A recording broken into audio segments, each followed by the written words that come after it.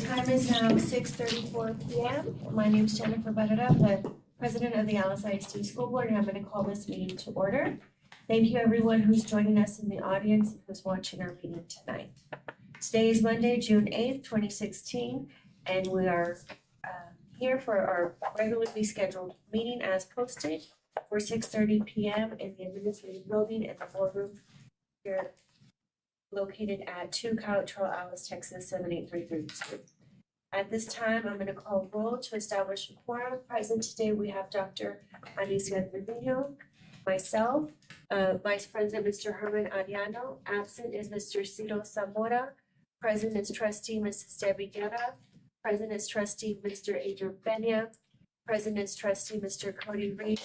And not present is Mr. Lee Ramon. So at this time, we have a quorum in accordance with the Texas Open Meetings Act, Section 551.043 of the Texas Government Code. On to item number 3, Pledge of Allegiance to the United States flag and the Texas flag, and a moment of silence. Dr. Trevino? I pledge allegiance to the flag of the United States of America and to the republic for which it stands, one nation, under God, indivisible, with liberty and justice for all. Honor the Texas flag. I pledge allegiance to thee, Texas, one state, under God, one and indivisible.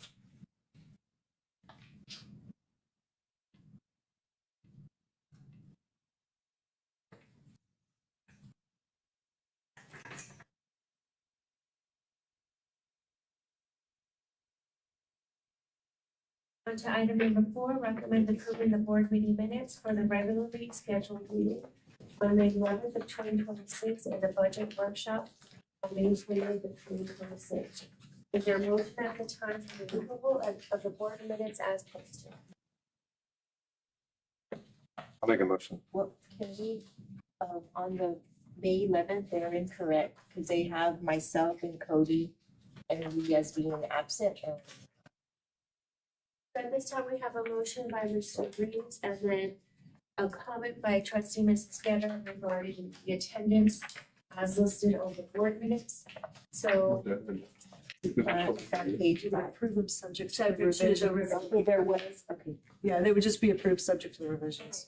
So at this time, do we have a motion to approve the board minutes subject to the revisions as stated by Mrs. Guerra? And that's your motion, Mr. Reeves? Yeah. Your motion? Okay. Do we have a second?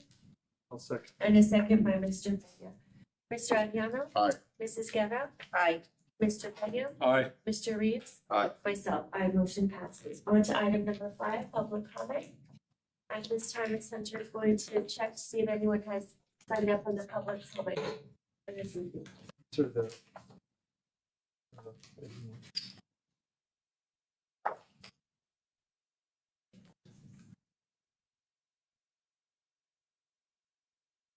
Thank you. At this time, we have one individual, Gabriel Solis, who is going to address colors. Before Mr. Solis approaches the podium, I'd like to read the guidelines for the public comment.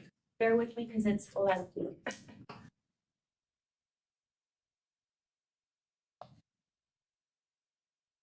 Audience participation at a board meeting is limited to the portion of the meeting designated to receive public comment in accordance with the board policy being local. At all other times during a board meeting, the audience shall not enter into discussion or debate on matters being considered by the board unless requested by the presiding officer. If the speaker is seeking board resolution of a specific complaint, that concern should be addressed in the district's grievance policy. At regular board meetings, the board shall permit public comment, regardless of whether the topic is an item on the agenda posted with notice of the meeting. Public comment shall occur at the beginning of the meeting. Individuals who wish to participate during the portion of the meeting designated for public comment shall sign up with a presiding officer designate before the meeting begins, as specified in the board's procedures on public comment, and shall indicate the agenda item or topic on which they wish to address the board. Except as permitted by board policy being local and the board's procedures on public comment, an individual's comments to the board shall not exceed 5 minutes per meeting. when necessary for effective meeting management or to accommodate large numbers of individuals wishing to address the board, the presiding officer may adjust public comment procedures in accordance with BD local, including establishing an overall time limit for public comment and adjusting the time allotted to each speaker. However, no individual shall be given less than 1 minute to make comments. Is Mr. Solis present? Yes, ma'am. Thank you, Mr. Solis. You can come up to the podium and we invite you to engage in the public comment, and I will start the timer for 5 minutes. And would you like for me to give you a warning, a 30-second warning or a 1 minute warning? It won't take that long. Okay, perfect. Well, let me I tell you don't- just in case. I don't have a comment. I have a question. And the protocol, what you read, doesn't say address any questions. My question to the board members, I came up through the Alice High School school system. I'm a class of 73, Okay, and I'm very proud of the Alice Coyotes, especially the colors. The only one that I know personally is Herman. I coached him in Little League. Hey, look, he was a great ball player. I thought he would be playing in the National League, but he chose another. I'm concerned about our colors that already been painted and paid for on the football field. Are the colors changing? That's a question. I gotta ask why. Through my whole career, I came through 1960 and graduated in 73. Then I went off to the Marine Corps. It's always been burnt orange and white. And I see the chair out there. It has red, but I was told that's not the color. That's the chair. So are the colors changing? well, Mr. Solis, I can't answer a question for you, but I appreciate the comment that you're giving us this evening, and that will be addressed when we have the update on the stadium. So I wasted my time. No, you did not waste. I your wasted your time. time. No I'm not going to problem. hear an Wasting answer, your right? time. I'm just asking why. Was there a mistake made? Can't answer. Mr. Solis, I don't have the answer to your question, but if you continue to stay and sit through the duration of the meeting, when we have the stadium update, we will ask the questions at that time. And that is going to be item number 6D, right? 6. 6D. 6D1. Would it be addressed then? Yes. What was that? Yes, so it's on the agenda. It's on the No, agenda. colors. Or the colors be addressed? That's what I just want to know, because a lot of folks ask me, I say, go ask the school board. I don't represent nobody but me. And besides, I'm past paying school taxes. Okay. This gray hair finally paying dividends for me, I guess. Mr. Solis, if one of the board members may inquire, or the presenter who presents that information this evening after hearing your question, they should address that this evening. It will be addressed. There's no guarantee. Okay. Other than. Look, if I wasted y'all time because I just wanted to know. If it's not addressed, Okay. you can take his information and get back to him with some answer once we know an answer. Okay. Another, Ms. Hall, she's our legal counsel, and she has advised us that if it's not part of tonight's presentation for the stadium update, we can get your information and let you know, because this is an ongoing project, the stadium, and until it's complete, we won't have those answers. Ms. Barrera, I'm a human being. Everybody here is a human being. I've made mistakes at work. I made mistakes in the Marine Corps, but it was always addressed. Now, legally, I don't know what the protocol is. Well, It's a simple The legal question. protocol, Mr. Solis, is I have to follow the guidelines by the Texas Open Meetings Act, so I can't really engage in a lot of But the- conversation But the with you. stadium's color's already that bright orange or, it's not burnt orange, okay. There's tradition in Alice, Texas, and I don't see any too much gray hair except this gentleman over here, Right. and that's not a foot down. I just want to ask the question why. Council has already said if it comes up, And if it doesn't, we'll get back to you and we were gonna let you know. I wish you'd just let the public know because I'm trying to defend yourselves at the coffee clubs. If y'all changing the colors, just come out and say you're changing the colors. That'll put a stop to the debate. And then you're going to hear from other groups.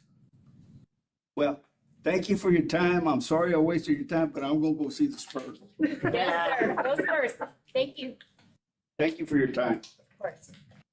Yes, sir. I'll talk to you later. Yes, sir. I'm gonna make you run laps, Herman. On to item number 6 on the agenda, the superintendent's report. Dr. Trevino?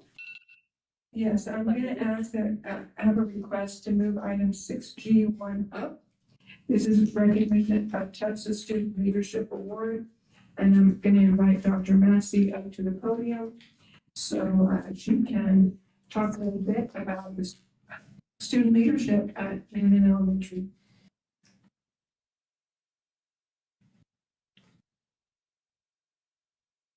Thank you, Dr. Trevino, Superintendent, Madam President, Jennifer Bennett, our board, community members, thank you very much.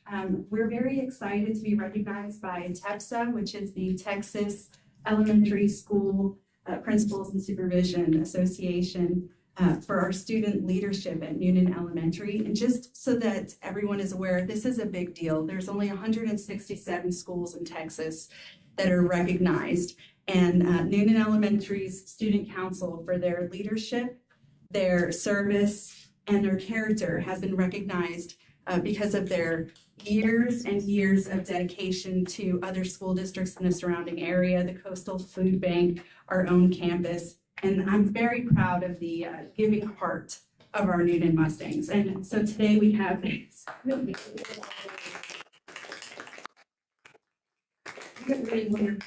first-class students. So today I do have 3 students in attendance with us to accept the honor on behalf of our student council, and this is our executive leadership team. Can I call them up? Of course. Okay, so we have Carolyn Moreniel. Come on up, Carolyn.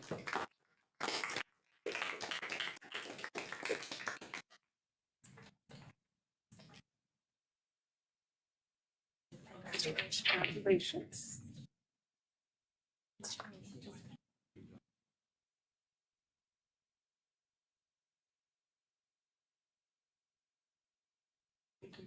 Right here. Also, we'd like to recognize Javier Rodriguez.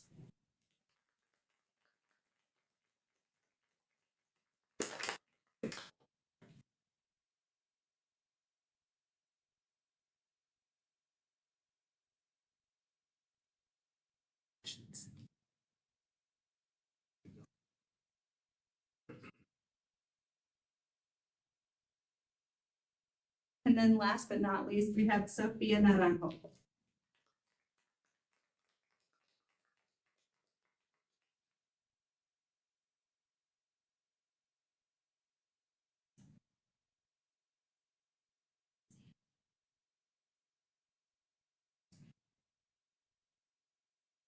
These students are absolutely leaders, future leaders for Alice, for Texas, and I would say nationwide. Here we have featured doctors, engineers, and city leaders. So these are really amazing human beings. I can't wait to see what happens when they walk across the Alice High School stage and invite me to their college graduation.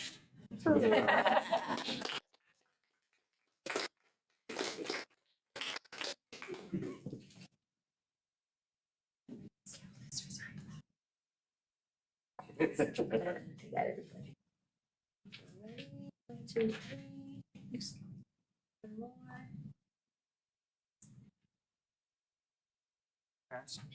Okay, good. Did y'all want to take a picture too? We're in the-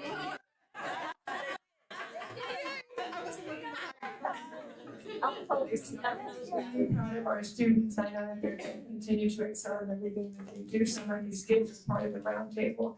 And so definitely demonstrating their leadership, their character, their academics, and their service. So proud of them. Congratulations, parents. Those parents that are in the house, please stand and be recognized.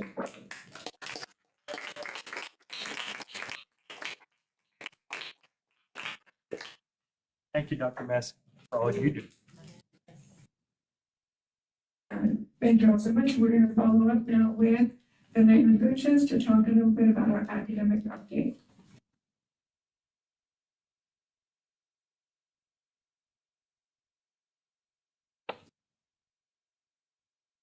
Good evening, Board President, members of the board, Dr. Trevino, members of the audience. It is that time of year again where we have finished the school year, we finished the assessments, and we're all awaiting arrival of the various results reporting dates throughout this summer. So we're going to start off. I had previously shared this breakdown of how the reporting dates come out throughout the year. You can see from the highlights that the initial student level results have been received. These results are very limited. They're really intended to inform graduation and summer school decisions, just kind of very student level. However, we also have some highlights on the second portion, which is the preliminary results. Those have begun, and we have a little bit more information with those. And then that will be followed in July by the final results to the district. Those final results are the ones that then have all of the accountability rules applied to, and that's where those accountability ratings come from, and our TAPER, our Texas Academic Performance Reports come out in August based on that. So this evening, we're going to get to take an initial look at those preliminary results for our TELPAS and our STAR end of course exams. So starting off with TELPAS, TELPAS is our assessment of progress in English language proficiency for our emergent bilingual students. It measures their proficiency in reading, writing, listening, and speaking. Well, in order to get kind of an idea of the number of students that we have taking these assessments, if you look at the larger bottom graph, there's a column that says number of students, TELPAS, TELPAS Alt, and it gives you a number for each of the campuses. So for example, Alice High School had 24 students assessed, William Adams 22, and so on through. Each student who assessed receives a performance level, so beginning, intermediate, advanced high, but only students who have a prior year assessment are measured for progress for accountability, because they have to have a comparison point to be able to measure if they had the appropriate level of progress. There is a minimum of 10 students at a campus. It has to have a minimum of 10 who had a prior year assessment. So where you see that 4 of the campuses are bold and 2 are italics, the 4 that are bold are the ones that met the minimum. So for example, you see, well, Noonan had 12 students, but when you consider kindergarten students who don't have a prior assessment, if you have a student who came in from out of state or out of country and hadn't previously taken. So when you factor those in, those 2 campuses did not have the minimum of 10 for the accountability piece. So when you look at how the accountability piece works with these assessments, every year the state compares the percentage of students who made progress to certain targets. So at the very top of the slide, you see a green row and a blue row. The green row is the interim target, which is our current target. So this was the target set by the state for the years 22, 23, all the way up to 26, 27. So campuses have to hit this target for progress. You can see something different for high school, middle school, and elementary in order to earn points in closing the gaps, which is domain 3 for accountability. The blue target is a long-term target, and it is truly long-term. So it is for 2037, 38. And hitting that is the only way you can get the full 4 points. So kind of with that background, we have to add another piece. So this year, the state changed, they shifted how they define progress. So in the previous couple years, they determined a student as having made progress if they went up a level, beginning, intermediate, advanced, advanced high, if they went up a level in 2 or more of the domains, so listening, speaking, reading, writing. They just had to bump up in 2 or more, and they counted for having made progress. This year, they made that a little bit more challenging. So this year, they switched it to having to actually go up a level in the overall composite score. So you could potentially increase in the domains and not kick up to the next composite. So they did make that change this year. Despite the fact that there was a more challenging bar to hit, we still had all 4 of the campuses that met the minimum requirements for size requirements for accountability. All 4, you see in green, the yeses met that current target. Then on top of that, 3 of them also met that long-term 2037, 38 target as well. Any questions on TELPAS? Okay, then we get to move into our end of course exams. You're going to see 2 different slides because you're going to see our slides for Alice High School end of course exams. And then you're going to see our slides for William Adams Middle School because we do have quite a few students who are 8th graders taking high school end of course exams. So you'll see those separately. As we start to look at this, it's really important to note 22, 23, and 24, those are final taper numbers that accountability results have been, or accountability rules have been applied to. Of course, we don't have that yet for 26. So what you're seeing for 26 are just our preliminary numbers. So that does not reflect snapshot students. It does not include our fall and summer retesters who passed. So those students will be added in. It does not include ECR, the extended constructed response rescores. To give you an idea on that, we have already gotten some of those rescores back from the state.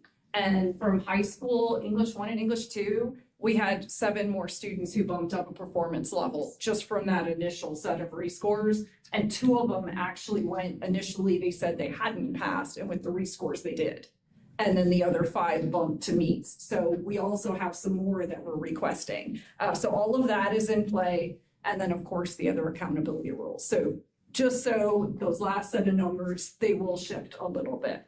But just kind of looking straight across, first at the top, we have Algebra 1 and its approaches, and then meets, and then masters below it. And you can kind of see the growth going across.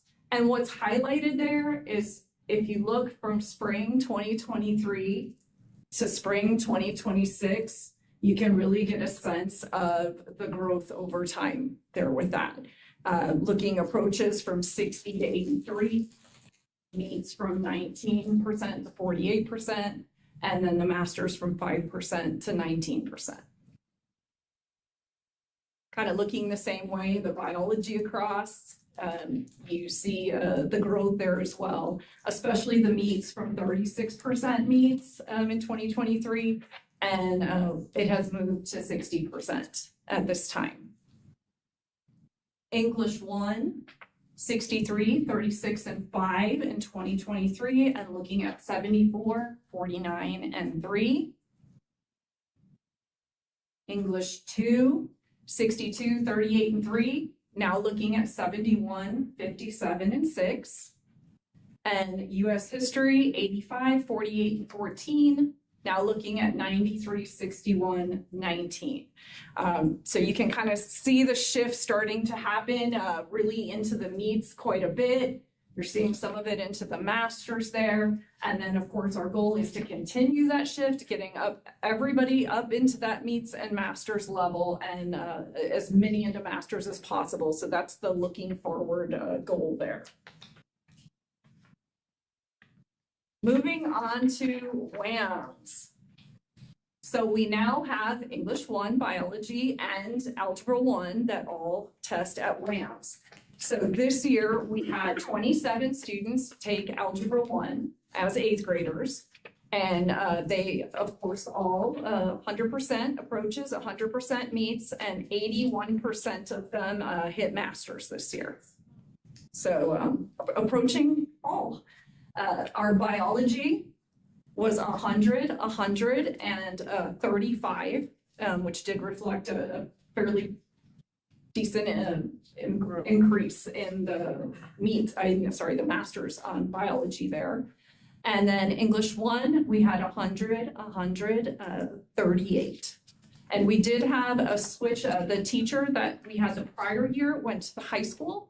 And so we had a teacher this year that tackled English 1 for the first time and did a really nice job with that. So we'll continue to see growth there as well. Another thing that's really important to note here, if you think back to the high school growth, I'm going to just go back to the screen for a second.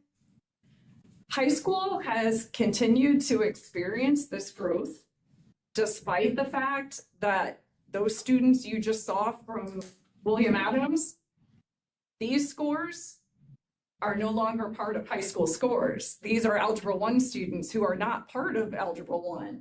And if you think about 2 years ago in biology and English 1, these students were included in those numbers when you think about, the students who would have been taking it at 8th grade. So despite the fact that this group has kind of been split out and is now testing on a different campus, high school has still been able to see growth happening at their campus as well. Any questions on any of those scores? For the WAMS one, so that's 27 kids for each algebra, biology, and English? Algebra 1 was 27, biology is 34. We did have 2 class periods of biology this year, and then English 1 was 26. Thank you.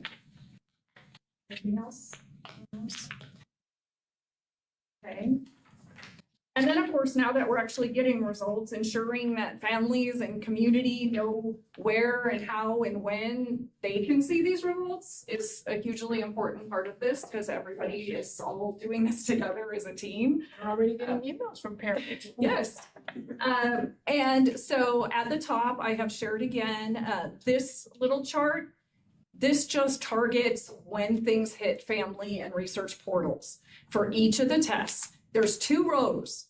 The first row, these preliminary results, like the ones that I just showed for EOC and TELPAS, the first row is when those hit the family portal and when they hit the public research portal. And then the second row is for when the final results hit. So once those dates come, then parents have access through their family access, which we now have it as a one-click thing from Skyward. So if parents are in Skyward where they already get their grades and their attendance, they can just click where it's in red there, Texas Assessments, and boom, they're in there. They have their students' entire history. And my favorite part, even as a parent it was too, was getting to see all the actual questions and your students' responses to them, including their writing. So all of that is accessible in there by families. So that's really great. We made a very short little video with some screenshots of the parent portal, and we did have a link to that posted online in the social media, and we will put that out again now that we're getting closer to the dates. Then on the public access side, I always like to share this website, texasresearchportal.com. This website, once those dates hit, anybody can go in and search any school district in the state.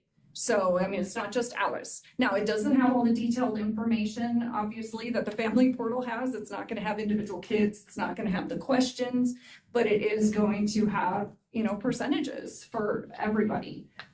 It is important to keep in mind that those numbers shift a little bit. So there's going to be the preliminary numbers, and then they're going to update with final numbers. So it's possible to go in and look and then go later and see something else. And also, when taper numbers come out in fall, those numbers are slightly different as well because they've had accountability rules applied. So sometimes people will see different numbers in different places and kind of go, oh, is one of them wrong? And it's not. It's just either a shift in time or a different set of data. Okay, any questions on results or reporting? Okay, we're going to look just super quick at some of the summer learning going on. We've had prior presentations on what was coming up, and yeah, it's now underway. So at the elementary, that's your far left, we have our Across the USA, Alice ISD leads the way, and this is a collaboration between ACE and summer school. So for the first time, they are fully combined. And that is being held at Dubois. All the campuses are together at Dubois. And that runs from June 1st through July 3rd. As of this past Thursday, which was June 4th, they had a little over 200 students in attendance. And the middle two are at William Adams Middle School. They have their Coyote Jumpstart Learning Academy, which is their academic support. And then they do also have an advanced math session.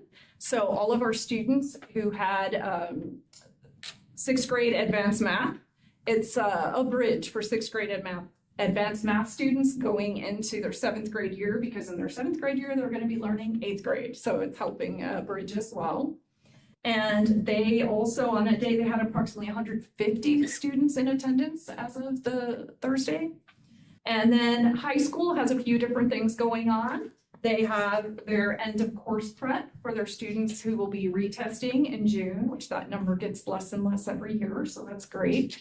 They also have credit recovery for any students needing credit recovery. And then they do also have some courses for credit for advancement to move forward. And as of last Thursday, they were also around about 150 students in all in attendance.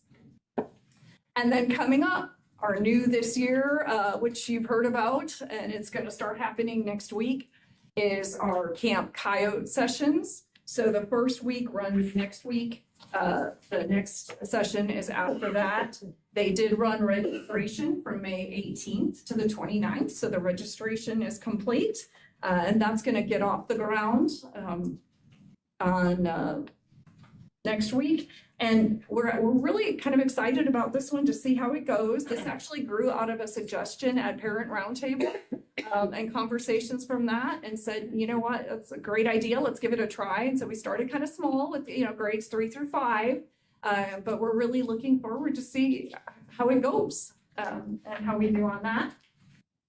And finally, last thing is that the June star dates at the high school will be the week of the 22nd through the 25th for our different EOC courses that, we have some retesters, or even in some cases, first-time testers who maybe were absent, or so on. And that's what I have. Any questions? Thank you. Thank you. Now we have Liana Gavaris to present on their student services. Good evening, Board President, members of the board, Dr. Trevino, members of the audience. I am excited to bring to you the student services update for June. For the campus yearly attendance comparison, you will see that science and Scheller both were the highest gains compared to last school year at 0.14%. We also had WAM, Science, and Dubois who also showed some gains. For the district, we actually met our goal. Compared to last year, we met at 93.09%. We had a 0.82% increase. That is huge because that was a big team effort. Thank you to our campus principals for helping with that, and also central office for the support as well. For the yearly attendance revenue loss analysis, we did compare to last year, we saved $61,873.78. For the DAP yearly comparisons, our DAP placements decreased at all campuses compared to last school year. Alice High School had the biggest decrease at 25 less students placed at DAP. For this data, this actually reflects students who were given in-school suspension and out-of-school suspension throughout the school year. All the campuses had a decrease compared to last school year. Alice High School had 352 less students sent out of the classroom. WAMS had 570 less students sent out of the classroom. At the elementary level, we had Dubose, who had 70 less students compared to last school year. And at the district, we had 1,020 less students sent out of the classroom. This shows that our students are engaged and learning more. And that's all I have. So very positive things happening at Alice High. Any questions for Ms. Foss? I know Ms. Sanchez is not here, but in her report, there is a revenue and expenditure report in your packet. And the other item that we want to discuss from this department is the HEB Excellence Award. There was a $50,000 grant and how that was distributed. So I invite Ms. Lucas back up just to share a little bit about how the district decided how to spend those $50,000. So good evening again. So as you know, we had the very exciting event of being awarded the HEB excellent. I'll start again. The HEB Excellence in Education Small District Award. I got so excited about the award, I couldn't even talk anymore. And with that came $50,000. And so because this award, it's truly one that, you know, it's district, it's earned by so many different people, all the stakeholders, the community, everything. So a committee was formed to determine how those funds were going to be distributed and used. The committee membership included some district leadership. So it was put together by Lori Ortha, Executive Director of Leadership and School Improvement. Of course, Melissa Sanchez was included, Chief Financial Officer, and myself. For campus leadership, Dr. Kubala from the high school participated. And then for other stakeholders, we had Jessica Cantu representing teachers, Anna Holmgreen as a community member, Tara Mendieta as a parent, and Matthew Cannon as a student. So the whole committee came together, and what they determined was that the two largest campuses, WAMS and Alice High School, would receive $10,000 each. Then each of the elementary campuses would receive an equal $6,875, with $2,500 for the district level. The committee also requested that each campus or group submit a proposal application outlining how those funds were going to be used. The deadline to submit that proposal is June 10th. The committee will reconvene on June 17th to look over those updates and see how each campus will be utilizing those allocated funds. The form will be turned in as supporting documentation, and all campuses will receive their portion of the funds. This is just a little example of the proposal form. It's just, you know, what category is it? And then a description of what it is that is the plan. Now, because the deadline for the proposals hasn't come yet, we don't have proposals from all the campuses yet, but we do have some. And so we wanted to share just a couple examples of some of the things that are in the proposals. So for WAMS, they're looking at a new marquee. Schallert is looking at some updates to enhance their library. Dubose is including an update in their gym, including new gym wall padding.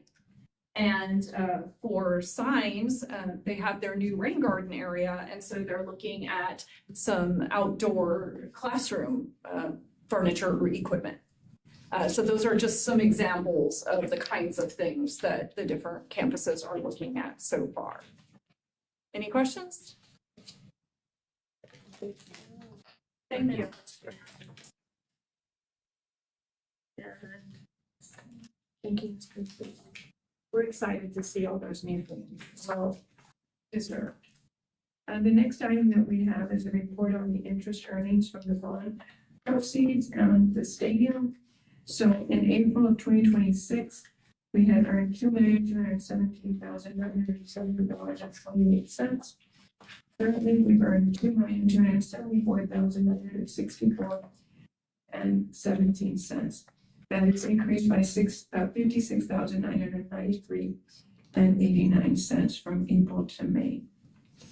And I'd like to continue with the presentation on the facilities, starting with our stadium. So we invite Tim from Weaver and Jacobs and David Iglesias from PBK to give an update.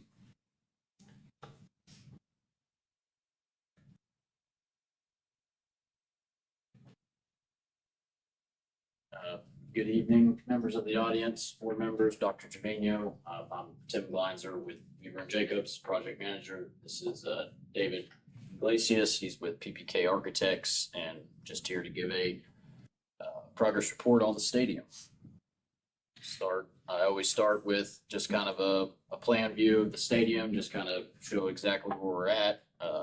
North of the football field is the field house, left side is home side. Right side is the visitor side, and down there at the bottom is the visitors concession. Here's an overall view. This was taken last Thursday. As you can see, field turf is in. The detention pond down there to the right is completed. They're backfilling it as of right now. Visitors bleachers are going in. Just kind of an overview. Go to the next one. This is facing south. Right there below on the bottom is the field house, and then visitors left side, home side, right side. We'll start with building A, which is the south concession on the home side. Exterior CMU has been completed. The structural steel obviously has been completed. The MEP wall rough-in has been completed. Roofing has been dried in. They still have to do a parapet cap on the top of the roof. But as of right now, it's completely dried in. The interior CMU has also been completed. They still have a little bit of patchwork and rubbing the walls to make them look good. The MEP overhead rough-in is ongoing. The overhead MEP insulation is ongoing, and then painting is also ongoing. Go with building B, which is the press box. Structural steel is finally complete. We had 2 stair landings that we needed to install, which we had that installed. So structural steel is complete on that. Exterior waterproofing is also completed. The MEP overhead insulation is completed. Tape and float on the first and second floor has been completed. Wall texture on the second floor has been completed. And then exterior Z-furring, which is the framing for the metal panels, is ongoing, and the exterior metal panel insulation that kind of goes with the wall panel installation is ongoing. And then low voltage rough-in, which is just pulling wire for fiber, cameras, all that good stuff is currently ongoing. And then the ceiling rough-in with the ceiling grid and all that stuff is ongoing right now because that ceiling grid is completed. And then the second floor restroom fixtures, which is toilets, sinks, that sort of stuff, is also ongoing. Here's just some other photos. That's the main corridor in the press box. Ceiling grid is in. You can see light fixtures are going in. Over to the right is the big giant IT racks with all the wire getting pulled to it. The picture on the left is the community room all the way down to, I guess that would be north of the press box, and then to the right is just kind of an updated picture of all the metal panels that have been installed. This is just an overview, just kind of on the outside with a drone photo of the press box. And this is the back side or front side facing Sutherland's. Installation's all going in. Masonry's going up on that one column over there to the right. Go to building C, which is the north home concession stand. The exterior CMU is complete, structural steel is complete, the wall rough-in for MEP is complete, MEP overhead rough-in is ongoing, and roofing has been completed, and then interior CMU was completed as of last week, and they're starting to start with the interior painting over there at Building C. Moving to Building D, which is the press box, exterior CMU, or interior CMU, excuse me, is completed. The exterior roof parapet framing sheathing has been completed. That's also been waterproofed. All that's ready to go for metal panels. The roofing's been dried in. Again, with all the roofing, we just kind of temporarily dry it in, and then we'll come and trim it out with all the coping metal cap on top of those parapet walls. Painting's ongoing. You can see they're starting on the striping. They've done the dry fall on the ceilings on the exposed areas. Low voltage and overhead wiring is also ongoing. That goes with the fiber and security cameras, all that good stuff. Floor and wall tile. I don't have a very good picture of the wall tiles and the floor tiles because when I went in there today, they had it all taped off because they were painting the ceilings. But that is, I think they have a few areas they still got to grout in. But other than that, floor and wall tile is completed in the field house. The tape and float has also been completed. They're putting first coat of paint on. And then the ceiling grid is also been completed in the areas that take ceiling grid. And then the exterior block veneer is ongoing. And here are just a couple photos. And then also toilet fixtures have been installed. And then off to the left is that main entrance to the field house, all framed out with plywood, waiting on laminate to put on that. And then here are some of the hard ceilings, or not hard ceilings, drop ceiling on both sides of that main middle area of that field house. First coat of paint on the walls. The move to Building E, which is the visitors concession stand.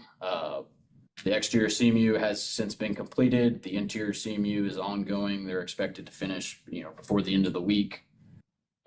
And then MEP wall and overhead rough-in is ongoing. That kind of goes up with the walls as they're being built. And then the roofing is ongoing. They're probably 90% dried in on that. So that's the visitors concession stand. Go to the site. Home side bleacher foundations, that's just the columns itself.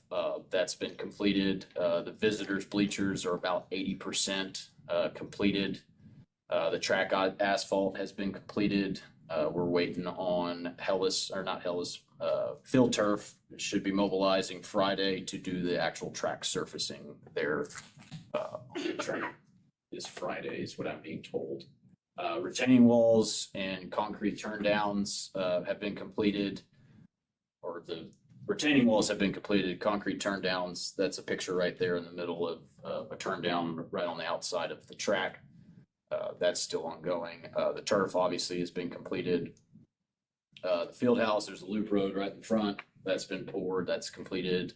Scoreboard structure and underground raceways have also been completed. I'll show a picture of the structural steel for that new scoreboard. And then fencing and sidewalks and flat work is just going to continue to be ongoing until we get there to the end.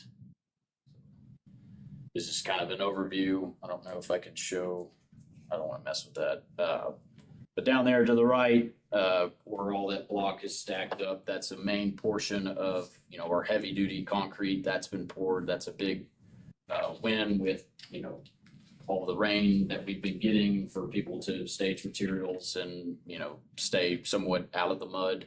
That's a big thing. Over to the right, you can see all the white lime stabilization. That's goes all the way to the other approach we have over there. So hopefully we, will be pretty close to being, I don't want to say dried in, but the site having access everywhere. So rain's not, rain definitely doesn't help, but it's not going to slow us down as much as if we didn't have that lime down and the crushed stone. So that's that. Here's another, that's just a photo of the visitors bleachers. going in. They got the weather shield underneath, which is the gutter system. So when it rains, water's not dripping under people that are underneath the bleachers. It all runs to a gutter system at the very front of the bleachers. And then the seats and aluminum's going in right now. This is the home side. Kind of goes with, preparing for our bleacher guys. If we didn't have the concrete underneath the visitor side bleachers, we would be well behind on that with all the rain that we've had recently. So, we prepared real well on that, so that it didn't slow them down much with all the rain. As you can see over to the left, we got a lot of that flat work down that really opens up, our guys doing all the metal wall panels. Allow them to continue to work without, weather affecting them too much. That was a big win as well. And then this is just a photo of the scoreboard structure that was installed last week. So that's that. And then you can kind of tell, I have another photo of the underground detention, so you can kind of see what that actually entails. That's all been covered up over there. This is just kind of an overview, all that crushed stone down at the bottom. That's pretty much water or weatherproof. Once that's in, we can drive over it. It can be pouring down rain, and we have access to the site, so that's really good. This is just another view. That's the south parking lot of the detention pond, the scoreboard structure, that kind of stuff. And then earthwork, lime stabilization for the southwest parking lot. This is an old photo. That's been completed. That's where all that crushed stone is. Lime stabilization for the west parking lot, which is that long run, that was done last week. So we should start seeing some stone come in and just kind of continue down the line behind the press box. And then lime stabilization for the southeast parking lot, which is at CPR 1. That big giant parking lot is scheduled for June 20th, which is will be really good. Get that all lined and get crushed stone out there and make that also water resistant over there.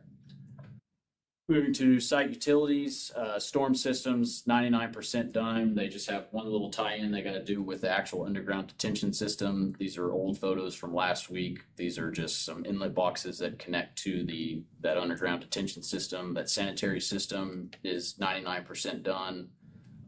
And then the site utilities, they got to just grout in some pipes and some inlet boxes, and they'll be done with that.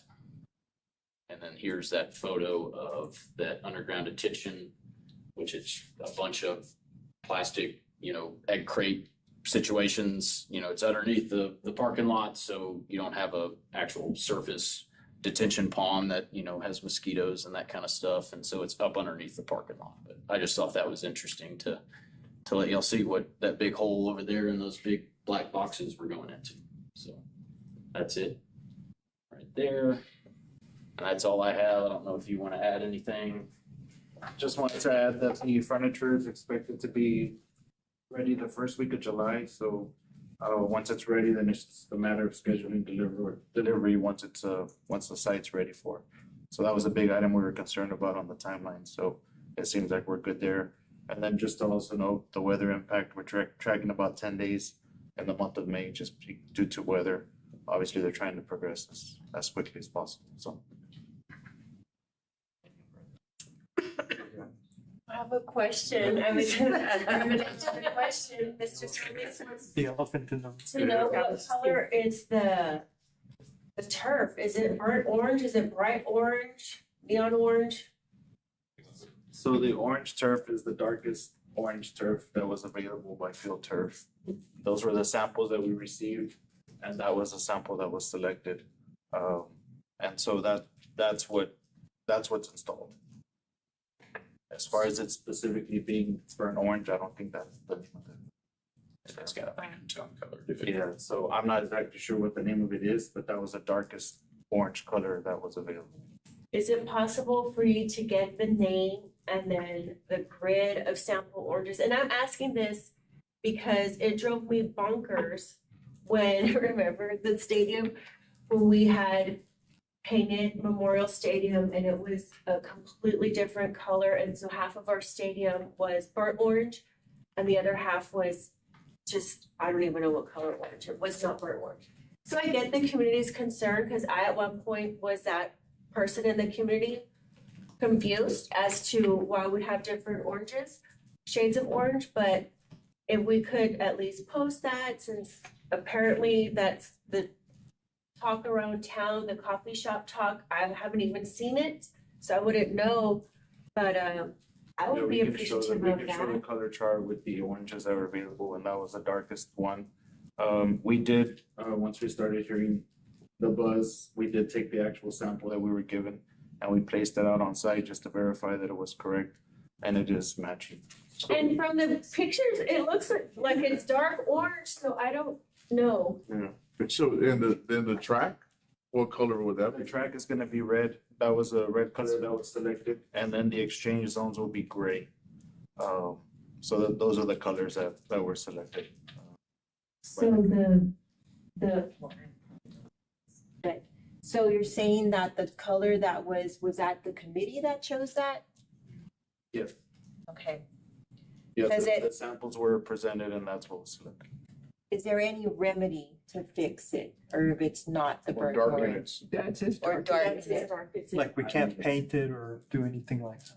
I mean, anything's possible, yes, but as far as paint, just like anything else, the durability, the timeline, the life expectancy of So, what that. what Are you that is. saying that the people that we chose to do the turf, that was the only color they had?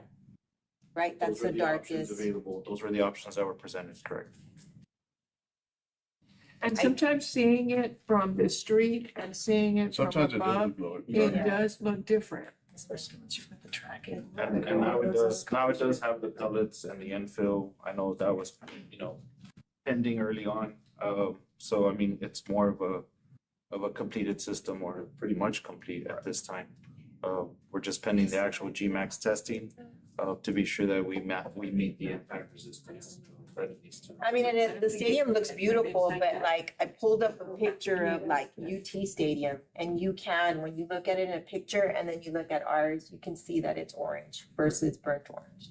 So my question is that, because we need to have answers for the community. Right. Because they are very traditional here, and so we need to make sure that.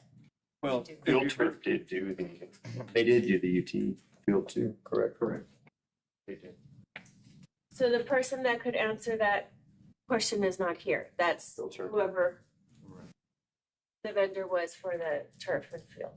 And what I've been told is that what is currently at GTR as far as UT Stadium, it's not burnt orange, it's more of a brown color because they want it darker. So I What see that you have is. brown. Is that? so that's what I was told. by Field Turf. So it's probably like a rust, like A rust color. and if you really want to go into the history of orange, the true Alice Coyote orange is actually that color. We didn't start off as burnt orange. We started off as a bright orange, and through the years, we've gone to burnt orange. I know as early as in the 40s and 50s, we were bright orange. So anyway, just a food for thought. But maybe next month we can have field turf here so they can, respond to some of the questions. So if we can get just there, that would be Thank you. appreciated. Thank you. I didn't see what percent you were at on the So we're trying, completion. overall completion, we're right over 70% Okay. overall. Obviously, some areas are further along than others, but overall, the entire project, we're a little over 70%. The bleachers on the home side, when are you anticipating putting those up? So I'm tracking that day right now, but we are being told and they have promised that both sides will be 100% complete the end of July. So they'll be walking off the field, everything's, chairs are in, everything's in, at end of July is what they're telling us. As far as them starting on the home side, there's a couple little details we gotta get done before they get over there, because we don't want to cover other people up, but that's the dates that they're giving us, and we're holding them to those dates.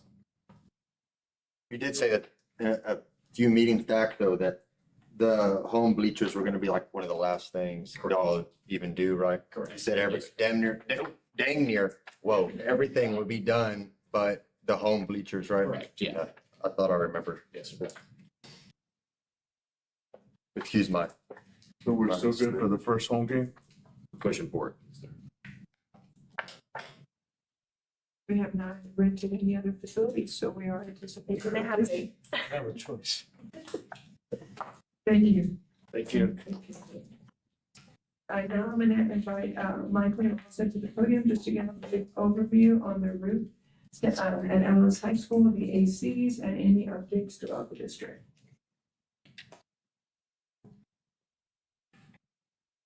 Madam President, Dr. Renu, board trustees and audience, thank you for being here. Just a quick update on the maintenance operations report, the district, I'm talking about maintenance. Mr. Boss, proactively conducting preventive maintenance with AC as a district-wide units as part of the 5-year strategic plan. This work includes washing coils, greasing bearings, and to include replacing filters, which is 537 of them. To ensure optimal performance and extend the life of the equipment. At the high school, chiller number 2 has been repaired. So I have a third party working on unit number 1, and we'll keep you updated as we proceed with that project. Regarding the roofing project, a meeting with the roofing and the building consultant is scheduled for Thursday at 10:30 a.m. To discuss their recommendations, the scope of the work, and to move forward with that major project. Additionally, the district is still waiting for professional. I'm gonna have the hose professionally done. I wanted to, looking at our budget, along with the speed bumps at our campuses, around our campuses. The reclaim that we're using right now, it's just not working with the rain that we get. That stuff just keeps popping up and same end result, right? We're just putting more money, basically a Band-Aid application, which is serving no purpose. So those are my thoughts with that. Custodial work throughout the district, they already started with stripping and waxing the floors, so we got that going on right now.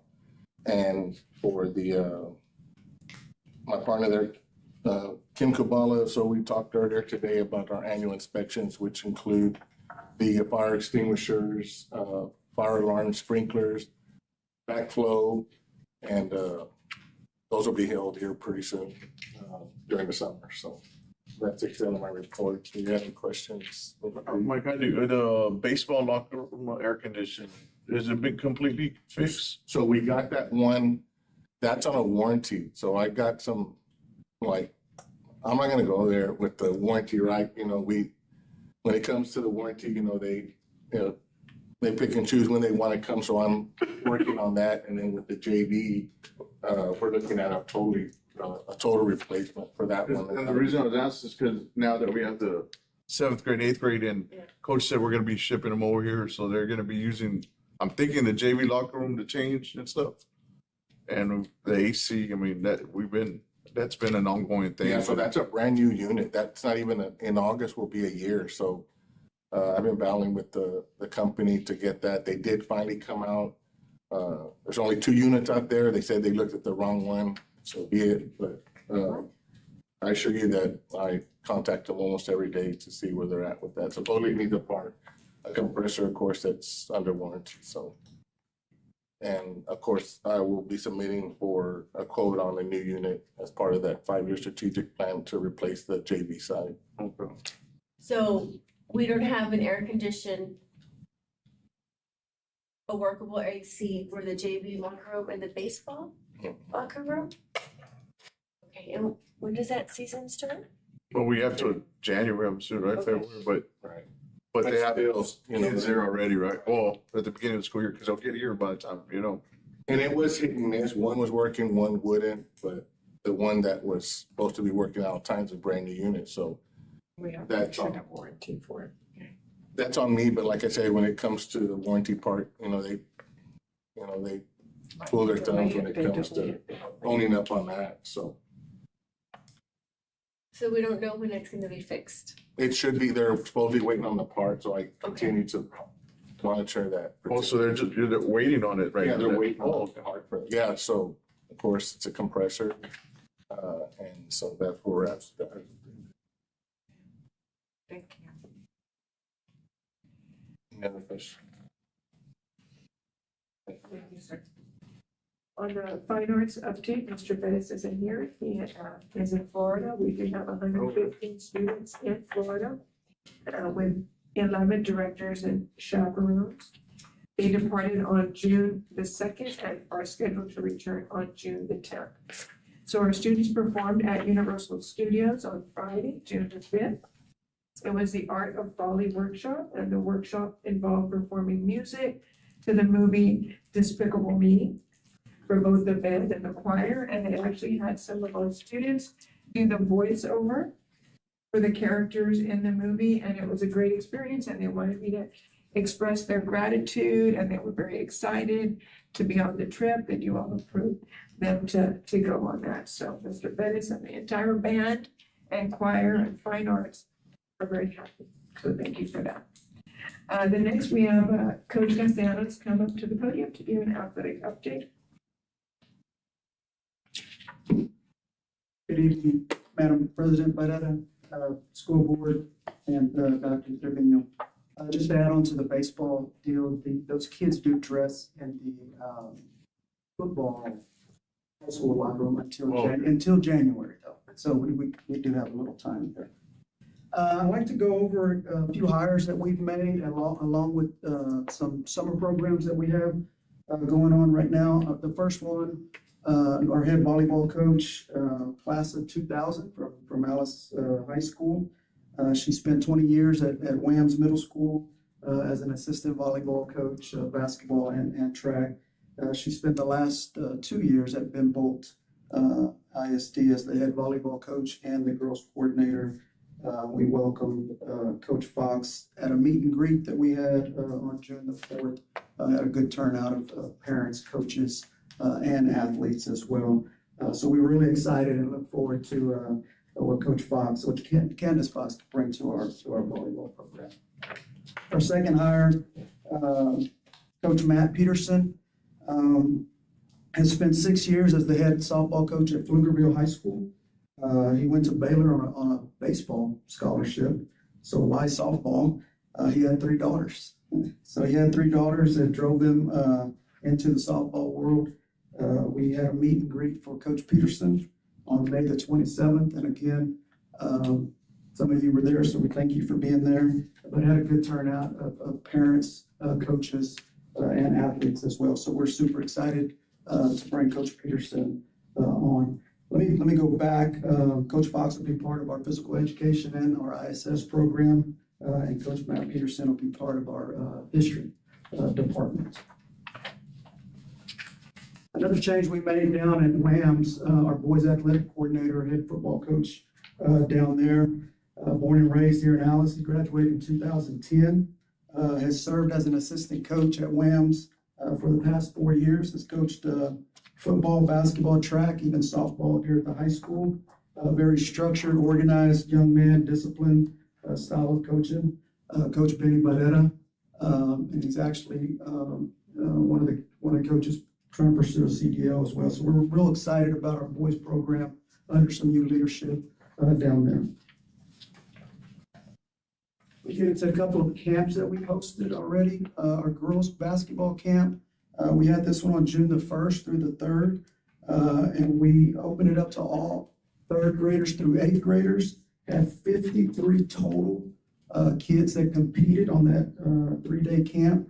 All of our high school coaches were involved with that particular camp, so we had a great turnout with that basketball camp. Oops, let me go back. It's our boys basketball camp. We had it on the same dates. It was just a different time. Again, it was 3rd grade through 8th graders. Had a total of 40 boys that attended that particular camp. And again, all of our high school coaches helped with that camp. Our summer track program is a tremendous job. They've had a total of almost 100 kids at the summer track program, ages 5 through 12 running summer track. You can imagine all the 5-year-olds out there. There's 75 total of those age groups, 5 through 12, and about 25 kids that are 13 through 18. Those kids are practicing at our Lambs track right now, and they have 3 track meets scheduled. So that program has continued to grow, and obviously with a new stadium, it's gonna go real big again. Get back to that strength and conditioning program. We started this today. Great turnout. We had over 140 boys that showed up, and this is a lot of people think this is specifically football, but it's for any incoming 7th grade through 12th grader. It's a strength and conditioning program for all of our athletics. So it's not specific just for football. It's for any kids that are interested in working out. So you want them to get a good night's sleep, bring them up there to us, let them we'll work them out for a couple of hours. We break it down by an hour of weight training in the weight room. And then we give them a little break, and then we do an hour of conditioning. And then we go and we break up into a sport specific, which could consist of football, basketball, baseball, and all those sports. We also had over 105 girls attend today as well. So good numbers, almost 250 kids showed up this morning, but I know we can do better. I've challenged all of our coaches to get more kids out there because again, this is incoming 7th grade through 12th graders, and we have a lot more athletes than that. So help us promote that, but we're super excited about this. It's a 6-week program, 3 hours a day, Monday through Thursday. It's free to your child. We don't charge them anything, and it gets them stronger and faster. We go back to our soccer camp. These are some camps that we have coming up. We have a Lady Coyotes summer soccer camp that's going to happen on July the 6th through the 8th. So we'll start putting out this information for all of our kids that are interested in soccer. It's not on the flyer, but again, it'll be for all incoming 3rd through 8th graders. And then the last one will be our Coyote football camp, which will be in July, at the end of July, July 22nd to the 23rd. This will be incoming 4th grade through 9th graders from 9 to 11, and we'll start pushing out all that information as well. Any questions? I have another question, Coach. With the 7th grade and 8th grade, again, adding that, we're looking probably, I don't know what he's gonna carry, but I'm assuming maybe 20 to 25 kids. That's an extra 50 kids. And baseball and softball. When can we get those extra cages ready for baseball? So I don't know if the girls have anything extra, but. Right, met with Donnie already, we talked about that because one of the cages needs some help. Right. So we talked about, he's getting some quotes right now. Okay. For that has come up, and the thing with softball, we would need to probably add another cage. I think there's the availability to have 2 teams in there right now, so possibly adding another one. Once Coach Peterson gets here, we can start that, but you're 100% correct. With more kids out there, more teams, you're gonna need more facilities. So that is in the works. And as far as that, as far as coaching, are you really short or you're good, or where are we at on coaching? We need one more baseball coach, which we think we have, and we need one junior high softball coach. So, and that's kind of in the works right as we speak, yeah. And how about the replacing the ones that's left, like you lost? Okay, so it's coming over, all right. What about, are boys participating in 7-on-7? I know that's separate, but. We actually have our first 7-on-7 game Wednesday. Yes, ma'am, we are, yes. Our girls are in a volleyball league as well. We're playing basketball. I know basketball's playing. The girls are getting now we have a volleyball coach, we're getting in the volleyball league as well. Anything else? Thank you. Tickets. Nothing next on the agenda. So we can obviously know that the community is excited about the stadium and they're wanting to make sure that they continue to support the Coyotes. And it's nice to hear, like Mr. Solis is very passionate about the love that he has for our Coyotes. So we're going to show for the first time publicly the video on the tickets and the sales and all that good stuff. The committee met multiple times months back, and I'm glad that they've actually been really good at keeping it, quiet and hush hush until tonight. And so here we go for the first time. Because I've heard a lot of rumors. Uh-oh. We'll see. Are you ready for some football? Get ready. Alice High School football season ticket sales are almost here. Of the 571 current season ticket holders, your window for purchase will open 8 a.m. July 21st and continue until July 23rd. To ensure fairness during the priority sales period, eligible season ticket holders will receive a link and unique purchase code through email by July 19th and may purchase up to 4 tickets. For all other fans out there that did not have season tickets, your availability starts on July 24th at 8 a.m. And any remaining season tickets will be released to the general public. At this time, season ticket holders have a second opportunity to purchase additional tickets using the original link. Our new Memorial Stadium is ADA, compliant with handicap and companion seats, available on a first-come, first-served basis for every game. Season ticket pricing.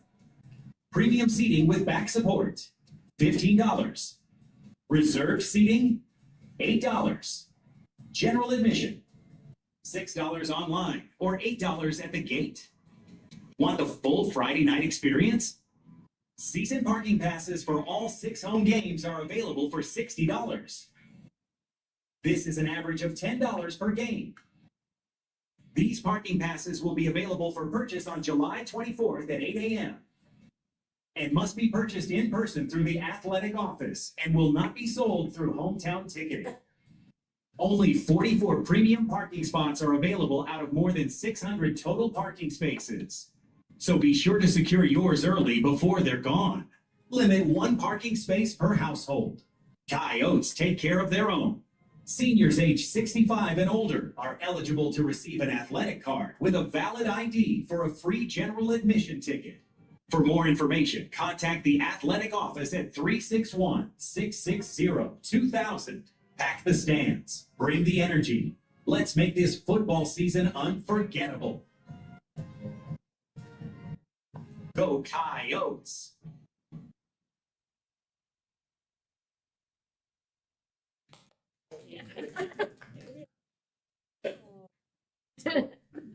Did we check on the average person or ticket holder or an average of how many tickets they had?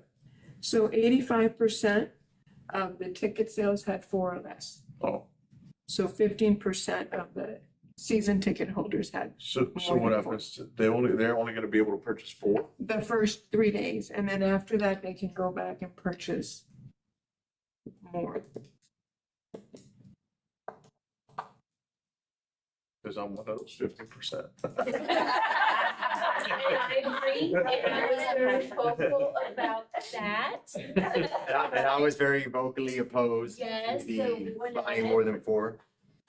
Man, Herman, I would go to, I mean, I know you did too, but it really got to me that there was people that had 15 tickets and there was nobody there. And people were dying to get them, man.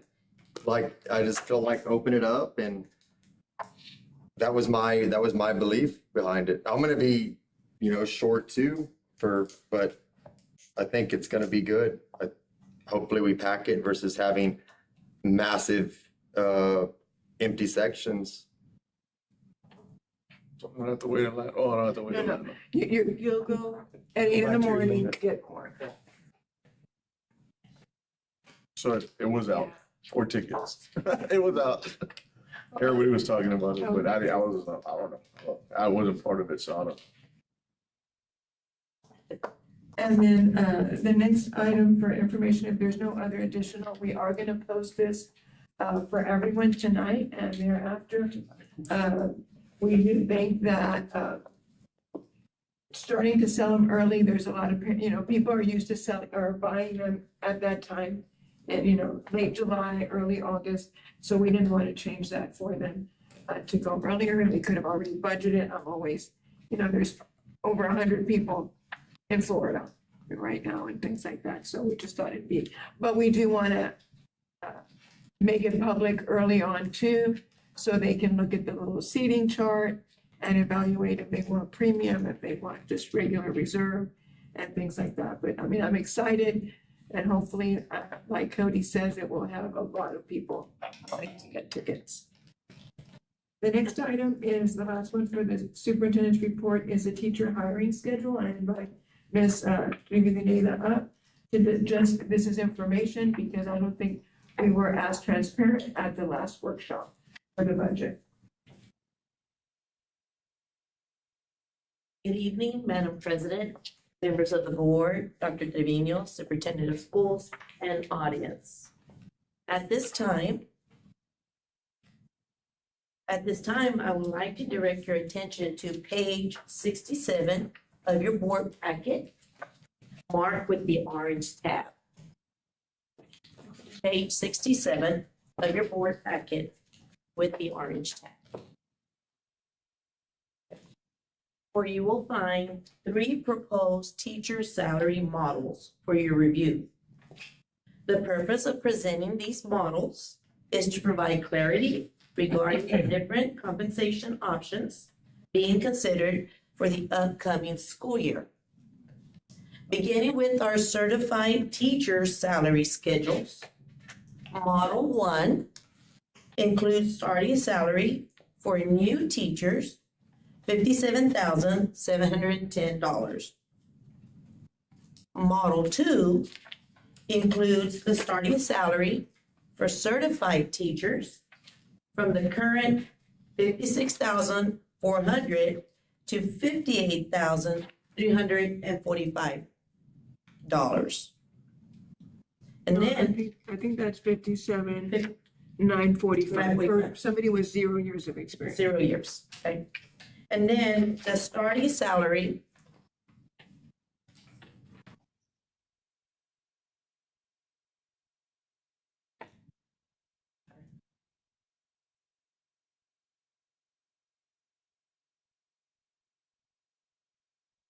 okay. And then the starting salary for certified teachers from $56,400 to $58,985 in Model 3. This is for certified teachers. These models demonstrate our commitment to remaining competitive and supporting the recruitment and retention of highly qualified educators. Next, I would like to direct your attention to the proposed salary schedules for uncertified teachers. As you know, the state of Texas now requires all elementary classroom teachers to obtain full certification. However, we currently have a number of secondary teachers who are still working toward completing their certification requirements.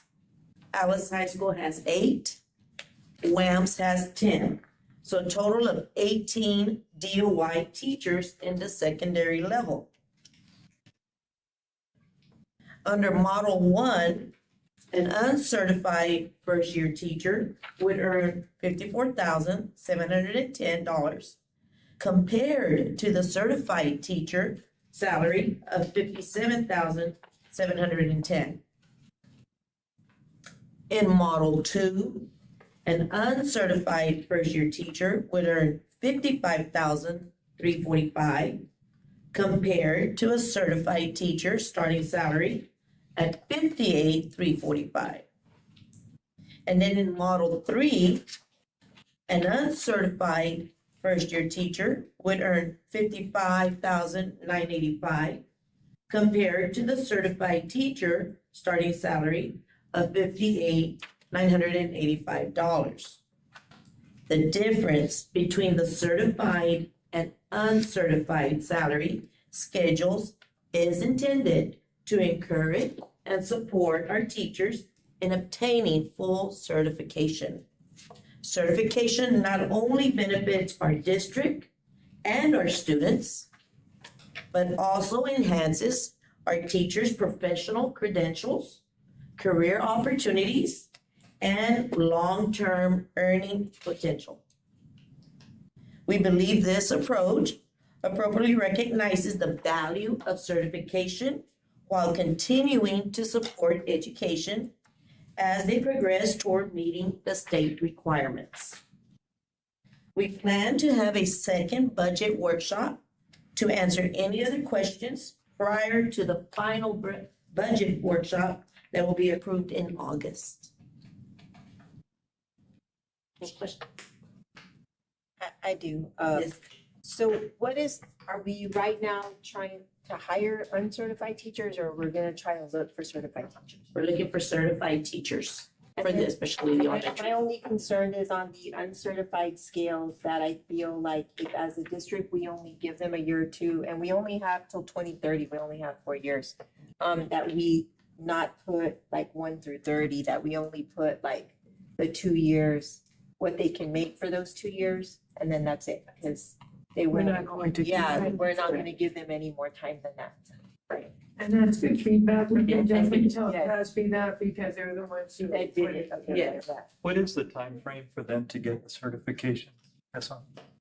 Our secondary next year will be the end for our secondary levels. So you said there's 10 right now at the high school? There's 10 at the high, 8 at the high school and 10 at WAMS. The 8 at Now- the high school are due to get, they'll be done by when next year, you said?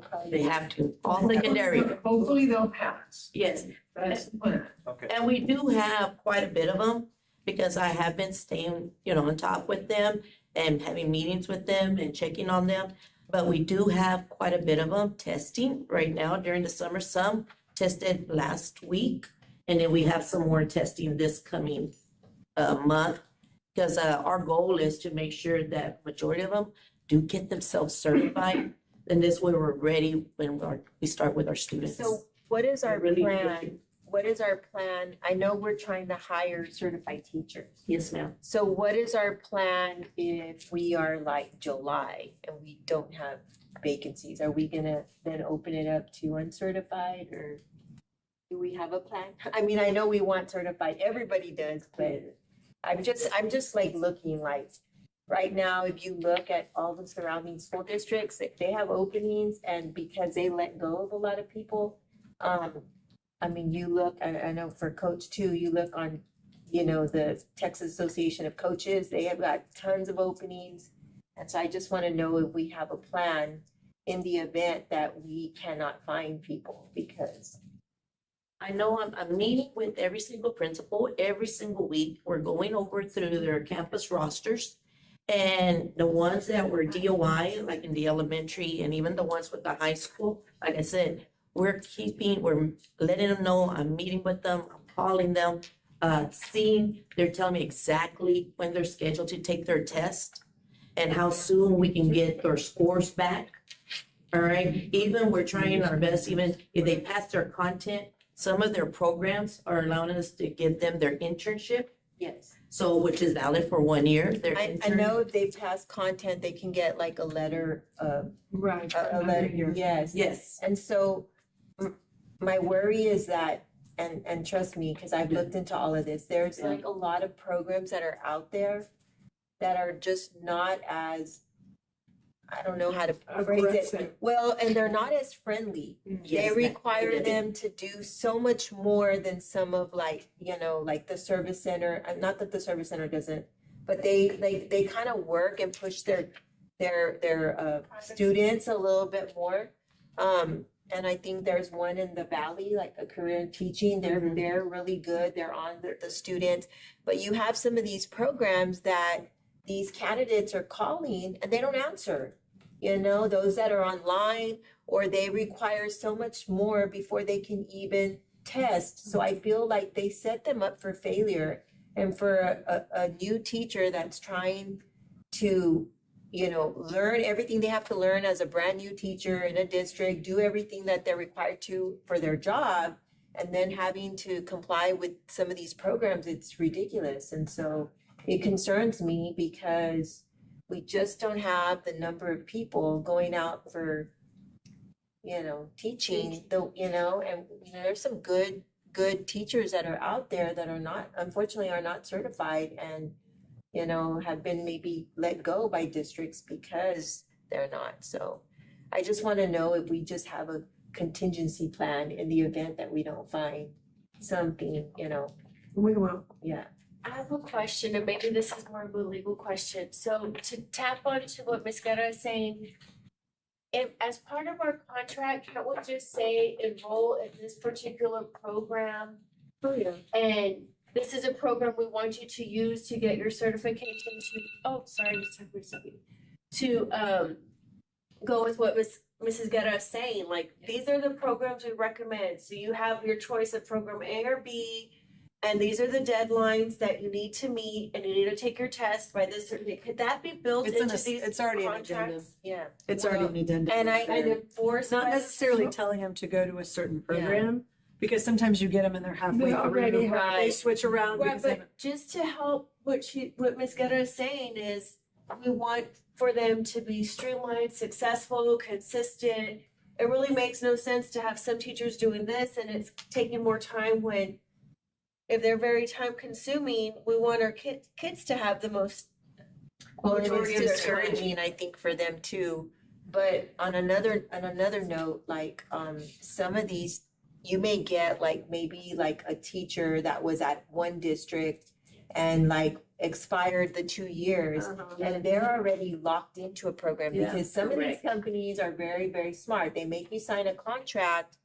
I know I had a teacher, and I said, why don't you try another one? And they told her, well, pay us $5,000 and we'll let you out of your But contract. that's not the only thing. I mean, that's one facet Yeah. of this, but you guys have had a lot of people who your principals and Yeah. HR have met with repetitively over the Right. course of the last 2 years. And they're not testing and they Right. don't want to test Right. and they don't care that we tell them they have to test. And so, I mean, you We let them get go. both sides. And Right, it we is, there do. is an addendum that we put on, that even TASB does it on their model contracts, but you're not giving these individuals chapter 21 contracts Right. because you don't have to. Right. So, I mean, I think there's a lot of stuff that we're doing, that your team is doing. And I know that they are. I just kind of feel bad. It's just that they, I just feel like some of these companies require more. Yeah. Than what, some other programs, require. And so it's just, and because I've dealt with them and, I've had people come in and say, I'm calling, they don't answer, I'm like locked out, and, it's kind of, it's hard because you want to help them, but every district has their own policy, and so it's just, And I wouldn't put who we recommend, because we. No, wouldn't be no, certifying yeah, Any we of those don't. companies Okay, on the outside, yeah. because we just don't know right, who they are, what they do, how long they're gonna last, if they're gonna stick around. That's not our business. right. Thank you. And that was a long superintendent's report, so. But the ones we do have here, we're helping them out. Thank you, Ms. Oh, Rita. oh my Yes, gosh, the yes. 240. We're offering them Yes, that. yes, Yes. yes, my support. You're doing a lot. Yes. That's good to know. On to item number 7, the consent agenda. All items under the consent agenda are acted upon by one motion for the board members' request. Any item on the consent agenda shall be moved to the action portion of the regular agenda. Prior to approving the consent agenda, I'd like to acknowledge those individuals who have, and businesses who have supported our district. I'd like to highlight the Wyatt Ranch Foundation for making a $50,000 donation to Schaller Elementary, who received a grant on their behalf. For that one, if I may, Madam President, I have Dr. Mendieta who's going to share a little bit of how Dr. Navon will be spending that money. Thank you. Good evening, Dr. Trevino, Board President, members of the board, and our guests who are still here. Thank you. So I'm excited about this one. Thank you to the Wyatt Ranch. So on behalf of Schaller Elementary, we extend our sincerest gratitude to the Wyatt Ranch Foundation for its generous partnership and commitment to our students. This proposal, $50,000 allocation, will be strategically invested to strengthen specialized supports and enhance learning environments for students receiving special education services, while also benefiting the campus as a whole. some specifics as far as investments. I'm not gonna read over all the little details, but technology and learning devices, sensory room enhancements, library renovation and sensory-friendly learning spaces, flexible seating and classroom furniture, student support equipment, teacher resources, and instructional materials. Their support will help us create more inclusive, engaging, and innovative learning environments where every student has the opportunity to thrive, belong, and achieve. So I know that Dr. Galvan met with her special education teachers to try to find out the areas of need, things that they wanted to kind of just update as we've been wearing and tearing some of the equipment. So this is what their purpose is. So thank you, Wyatt Ranch.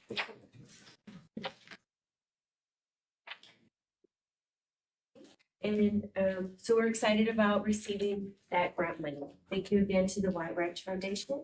We'd also like to thank Weaver and Jacobs for making a monetary donation of $2,900 to the Alice High School senior class luncheon, as well as many other local businesses who donated to the ACE Family Engagement and to the Teacher Appreciation Week. Thank you again, and all those businesses and the donations that have been made are posted on the agenda. At this time, do I have a motion to approve the consent agenda? I make a motion that we approve the consent agenda. Thank you. I have a motion to approve the consent agenda. Is there a second? And a second by Mr. Peña. Mr. Ariano? Aye. Mrs. Guerra? Aye. Mr. Peña? Aye. Mr. Reeves? Aye. Myself? Aye. At this time, it's 8:11. We're gonna take a short recess to check this first score. It's 33-21. Thank you, Ms. Holmes. We're ahead. 45 seconds left in the first period. It doesn't mean anything, is that we're up.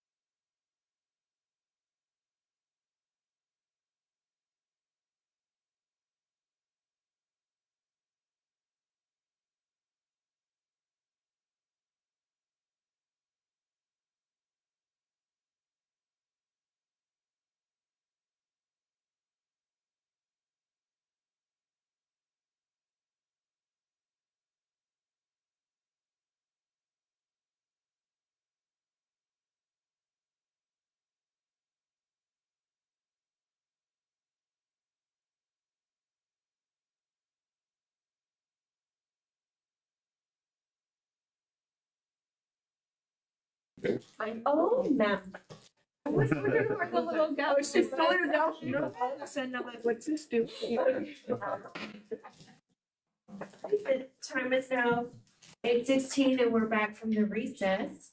On to item number 8, action items. 8A, consider and take possible action concerning adoption of board resolution approving a commercial driver's license CDL expansion program and tuition reimbursement agreement. And so this one, we are asking for approval. We do have 4 coaches that are interested in receiving their CDL license. It is at a cost of $2,800 per driver. But we do need CDL drivers, especially during the spring. And if you all approve this tonight, they would start the paperwork tomorrow. And they would start on June the 15th, all the way through July the 9th, Monday through Friday, 7:30 to 5:30. This resolution, it comes with a commitment. So they would need to commit to being an AISD employee for 3 years. Or have to complete the course. So say they start the course and then, oh, it is a little too hard, they would have to reimburse the district. Or if they left within 3 years, they would need to reimburse the district. So we are asking for you all to approve this reimbursement agreement. Thank you. At this time, do we have a motion? I make a motion that we approve the commercial driver's license CDL expansion program and tuition reimbursement agreement. Thank you. I have a motion by Mrs. Guerra. Is there a I'll second? second. And a second by Mr. Ariano. Is there any discussion? Mr. Ariano? Aye. Mrs. Guerra? Aye. Mr. Benya? Aye. Mr. Reeves? Aye. Myself, aye, motion passes. 8B, consideration of possible action of new positions for the 2026-2027 school year. Educational diagnostician or licensed specialist in school psychology, LSSP, a speech language pathologist and athletic trainer for William Adams Middle School. Dr. Cleveland? Yes, this we discussed at the budget workshop in which it was very evident that we've grown by over 100 students in special education, and this is requiring additional support with diagnosticians and the licensed specialist in school psychology, as well as the athletic trainer, meaning that we are opening up more sports in the middle schools. And during the week, there's multiple sports that are happening throughout the week, even on weekends, and they are just on standby for WAMs. We don't have somebody full-time devoted to WAMs to take care of the needs of the students at the middle school. So we are recommending that although we have not approved the budget, that we approve the new positions. That way we can open them up and have people, apply, and we can have a special call meeting at the end of this month or in July so we can get them on board. But these positions are hard to fill, and if we don't open up as soon as possible, then it's harder to recruit. So we are asking for approval of that. Thank you, Dr. Trevino. At this time, do we have a motion? I'll make a motion for the approval of 8B with the consideration and possible action of new positions for the 26-27 school year as read. Thank you. We have a motion by Mr. Benya. Is there a second? I'll second. A second by Mr. Reeves. Is there any discussion? You said the position hasn't been open for the Correct. trainer or not? No, there is a diagnostician position open because somebody left. Okay. So we're only opening one, not the second. If you all approve, we would have a second. Okay. Thank you. Is there more discussion? No? Mr. Ariano? Aye. Mrs. Guerra? Aye. Mr. Benya? Aye. Mr. Reeves? Aye. Myself, aye. Motion passes. On to 8C, consideration of possible action of additional calendar days from 203 days to 226 days for a licensed specialist in school psychology, LSSP, and from 203 days to 209 plus days for the speech language pathologist to meet the special education department needs. And as well as discussed at the budget workshop, Dr. Mendieta has indicated that in the past, she's had to hire and contract out because there's so many evaluations that we need to complete in a timely manner. They also have responsibilities of ARDs and participating in ARDs and directly running them. And so as opposed to hiring consultants to do this work, we'd like to hire our own who already know the students, as well as 6 additional days for the speech language pathologist to complete paperwork and evaluations. In the past, we haven't needed them as much, but they do have report writing to do. So that's the recommendation.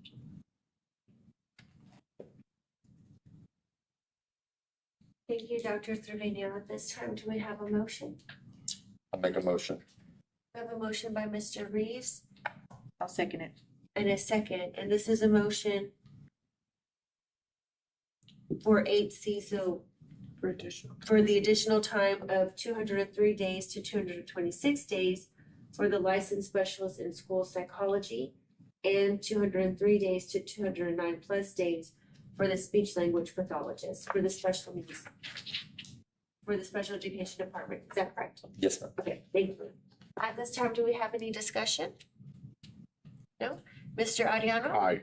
Mrs. Guerra? Aye. Mr. Peña? Aye. Mr. Reeves? Aye. Myself, aye, motion passes. 8D, discussion, consideration, and possible action for the 2026-2027 staff stipends. Anytime that we're in the process of recruiting coaches or fine arts teachers, it's always good to know what the stipends are.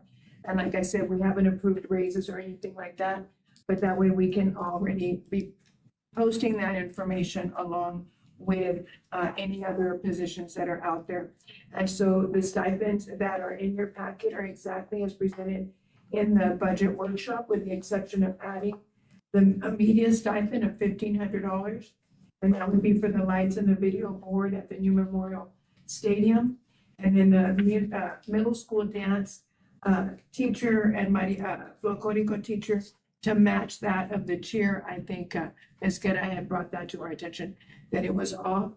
And so we are balancing that off consistent with the cheer coach at the middle school. So those are the only 2 changes since we presented at the budget workshop. Thank you, Dr. Trevino. At this time, do we have a motion? I make a motion that we approve the 26-27 staff stipends. Thank you. We have a motion by Mrs. Guerra. Is there a second? I'll second. And a second by Mr. Peña. Is there any questions? I have one question. Dr. Trevino, as far as when you say we're going to post these, are we posting, where do we post our openings for the district? Is it just on our website? Do we do the regional websites? How are we promoting ourselves?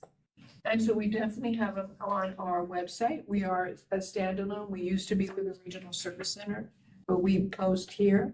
And then anywhere that the coaches want to post, the CTE teachers also have their own sites in particular if we're looking for those. So we have a job fair coming up, so we can also be recruiting as well, but it is on all our social media platforms. Okay, so we're not posting with Region 2 anymore? Okay. I have a question. For the coaches with CDL, the Delmar training, that one, they're gonna get that stipend after the 3 years, or are they gonna be eligible to get it once they finish No, the they're program? eligible to get it once they start driving, so. Okay. Is there any other questions or comments? No? Mr. Ariano? Aye. Mrs. Guerra? Aye. Mr. Peña? Aye. Mr. Reeves? Aye. Myself, aye, motion passes. On to 8E, discussion and consideration and possible action of the 2026-2027 staffing allocation guidelines. Those were also discussed at the budget workshop. The only change there was a recommendation made to go down with the pre-K numbers back to 22-1. The only thing that we'll ask is if this year we only had 1 classroom district-wide that was over the 22-1, that we would ask for a waiver if we have a class or 2 that would be over. But this year we only experienced 1 class, and that was at Science Elementary. Dr. Trevino, on that, and I needed to correct myself, but I think pre-K is 22-2. It's 11-1. And so and normally you have an 8, but it is 22-2. Okay. And you're correct in that sense, and we do have two in those classrooms, but we'll make that correction. Okay, yes.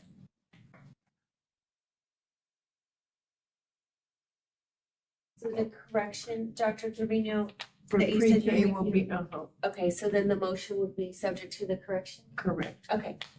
Thank you, Dr. Trevino. At this time, do we have a motion? I make a motion that we approve the staffing allocation, do I say pending, or pending correction on the pre-K. Thank you. We have a motion by Mrs. Guerra And I'll second. and a second by Mr. Adriano. Is there any more discussion? Mr. Adriano? Aye. Mrs. Guerra?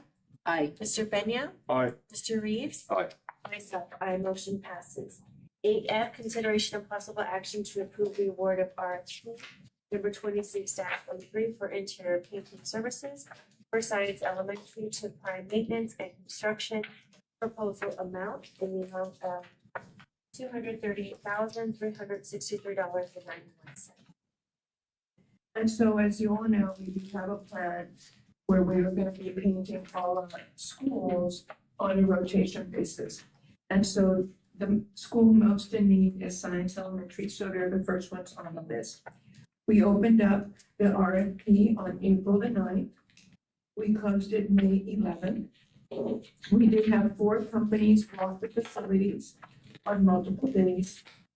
And at the end, we had one bid come in, and that was from Prime Maintenance and Construction for that amount. I know that, I've been asked on the price, and we did go back and call Prime Maintenance as far as, could they reduce it any amount?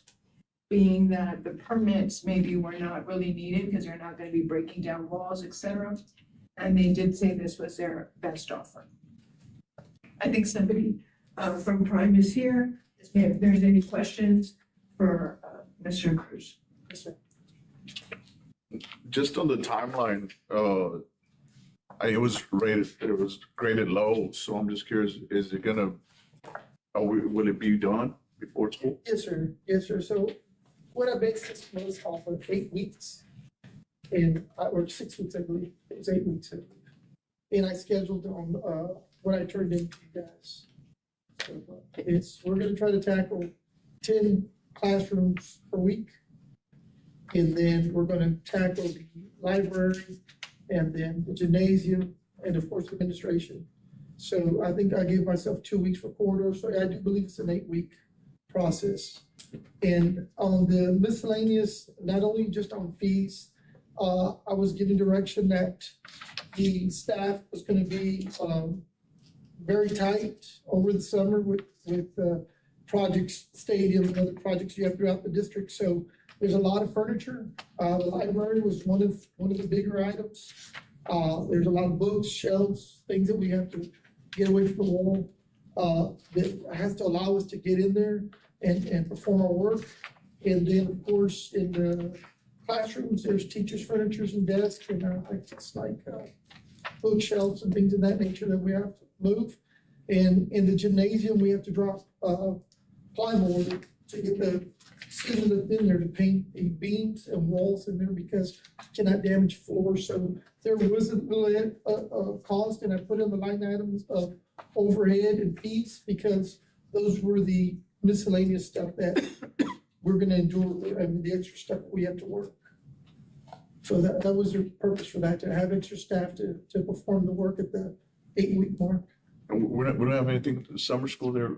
No, that's why we deliberately have Okay, summer so, school yeah. all at Dubose, yes. So I have a question, Mr. Cruz, and thank you for being here and being patient through the whole thing. No worries. You say that it's $2.40 per square foot, Yes, sir. but you don't indicate what the total square footage is that you're painting. What is that number? The total square footage, I believe, is 100,000 square feet. So that's all your corridors, classroom, gymnasium, administration, everything that has been measured. I came up to an estimation of about 100,000 square feet. So I know that the high school is about 100,000 square feet. Yes, sir. So are you saying that Science Elementary is the same size? Yes, sir. When it comes to wall area, yes, sir. The classrooms generally throughout Texas, most classrooms are always going to be between like 28 to 32 in size. It could be 30 by 32, it could be 30 by 28. And so usually you get about 1,100 square feet per room. And then, of course, your corridors, those are your long numbers that give you plenty of linear foot times the height. So that also gives you another one. And administration office is another one that it's kind of hidden, but it does have its square footage in there. So we do our takeoff on a Exactimate on our program. And so we're able to trace it and make sure that the square footage is covered. Do you have those drawings available for us? Sure. Okay, and number two is, in the library, are you gonna remove all the books? Yes, sir. So in order to move those shelves, unfortunately, they're fastened to the wall. So they've got screws on them.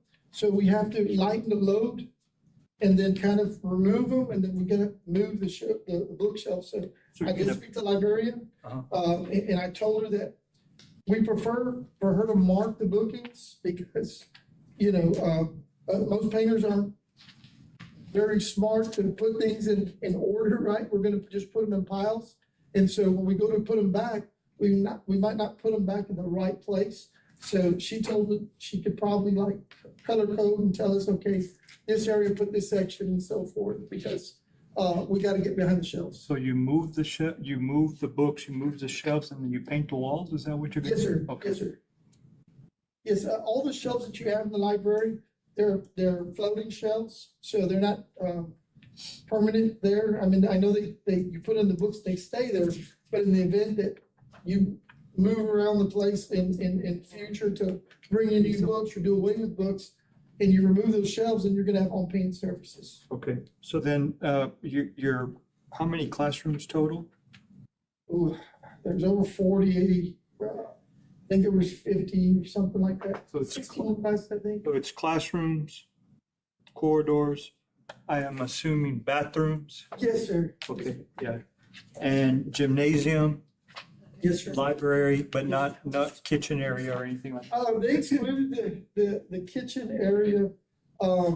There was another contractor and there's a warranty deal on that. Okay. And so I was told not to do that, but in previous, we had done the kitchen back part. So that had been painted by us some years ago through another program. But the actual sitting area was not done by us. It was done by someone out of the valley. And so there was issues with the paint peeling. And so I was directed not to work in those areas. Okay, and this is gonna be two coats, primer and then the. Yes, sir. So the unique thing about my system, I specialize in coatings. So what they've done in the past is the average person thinks paint is paint, but it doesn't work that way. And so the high traffic areas, kind of your corridors, where most of your traffic, if you're touching the walls, people, you're bringing in furniture, et cetera, the walls, we specifically choose a pre-catalyzed epoxy. So an epoxy is a higher grade of paint.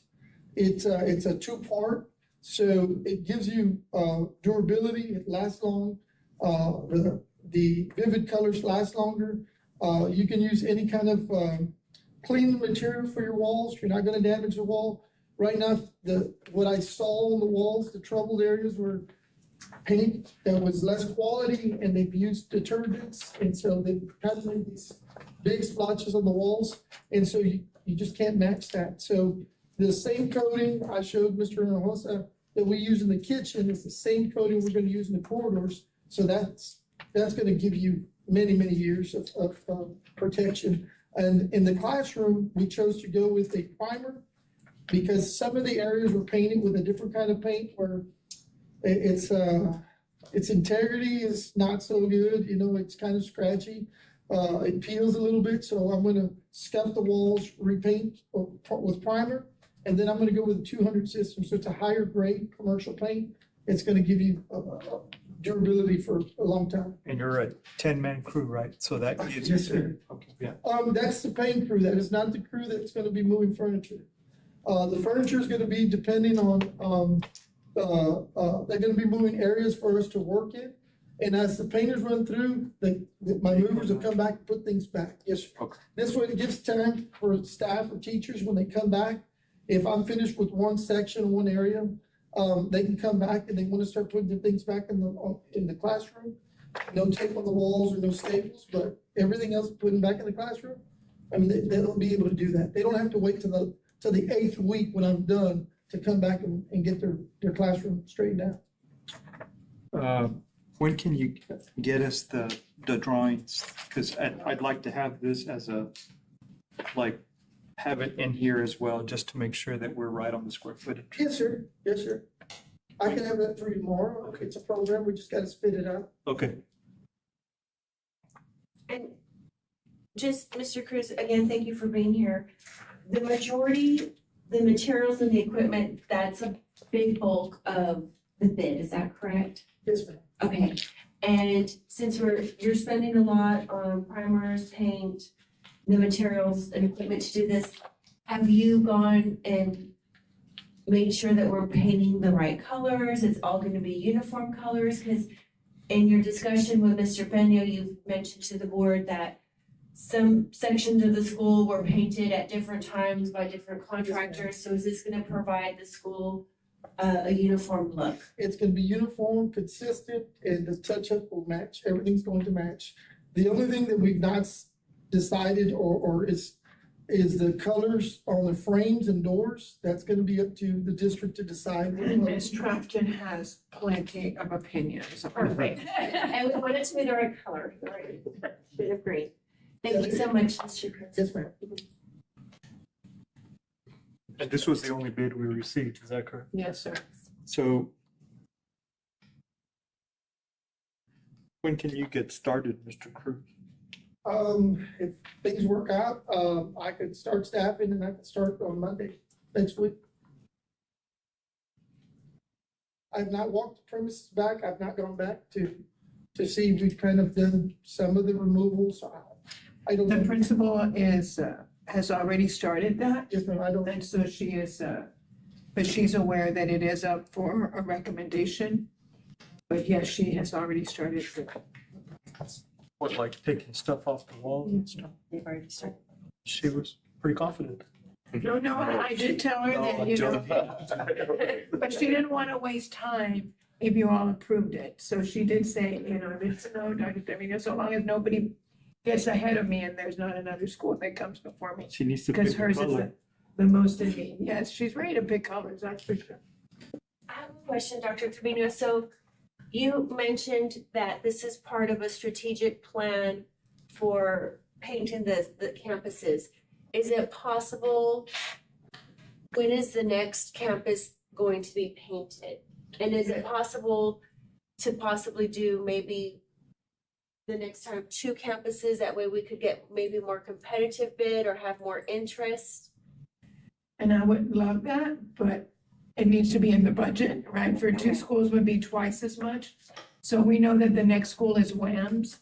And the reason we do it in the summer is because then they would have 6 to 8 weeks to get it done. Otherwise, we'd be doing it in sections as well. I would love to do 2, but we would just need to budget for it a bit. And also probably the scope of the work, it's, I mean, it's a big school, right? Yeah. So, William Adams, because I've done the work there before in sections. William Adams is a lot bigger. There were some areas where they had a lot of tile. We had done some work before, removal before, but there's been I think we did that school, I don't know, I think it was probably about 8 years or something like that, or a little longer. So that's about 8 years the last time we worked. But I mean, it just the scope of it's a big project, so I mean, how many big companies you get out of your paint, Mike, right? Right. Probably not. The scope of the work's big, it's a big project, so as far as people painting, you're not gonna get, 10 bids on it or something like that to come out, right? Right. Or you will, no, right? Well, I mean, it all depends on, I mean, the people did come out to bid on this particular project, and for whatever reason, didn't submit the bid. I know that there was some talk that, Timeline. It is a big project and a timeline, Yeah. and they didn't want to commit something and not be able to produce. They wanted those kids to be in there, with a fully painted school. They didn't want to mess with the timeline. And realistically, Dr. Trevino, our school should be repainted how often? So, I mean, I think the recommendation is like every 7 to 10. Yeah. 7 to 10 years. The And elementary when we're- is more like 5. Depending on because I'm gonna say it, right? You I need mean, to there's say some rooms that, have been painted, within a couple of years, and it just looks like, it's been the 7 or 10 years, and so it's all on the being able to take care of that particular, the school, I guess, in general, right? Just being able to take care of it and monitor it, and it's tough, but the paint application has a lot to do with it too, and the quality of the paint. Like, I did see the paint inside the kitchen area, that epoxy paint that he was talking about. It was kind of like a vinyl coating, like it just looked durable to where you could just get something and wipe it down, as opposed to just a primer paint or just a liquid. Right, and that's why I mentioned to Mr. Cruz, I was looking at the breakdown. We're spending a lot of money on paint, so we're purchasing a higher quality product. Yes, sir. Okay. Yes.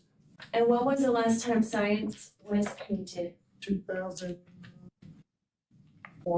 when they were built, I think. Okay, well, thank you. I have a question. So are the rotation of schools is based on like a need, or is it like the last time they got painted? Cause I know that some of these campuses have had like new wings built and things like that, so. Basically, the need, like I said, the new wing, the 600 at Whams, which is a new wing, Right, and I mean, I'm gonna say it. it needs it.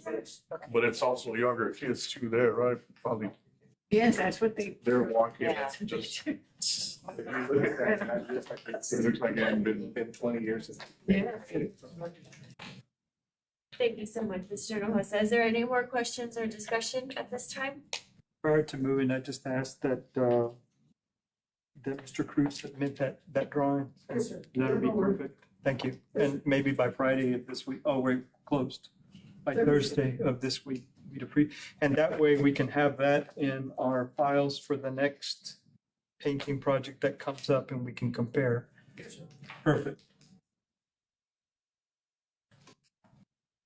At this time, do we have a motion? I'll make a motion that we approve 8F, consideration of action to approve the award of RFP 26-03 for interior painting services for Science Elementary to Prime Maintenance and Construction proposal in the amount of $238,363.91 as the only bidder for the project.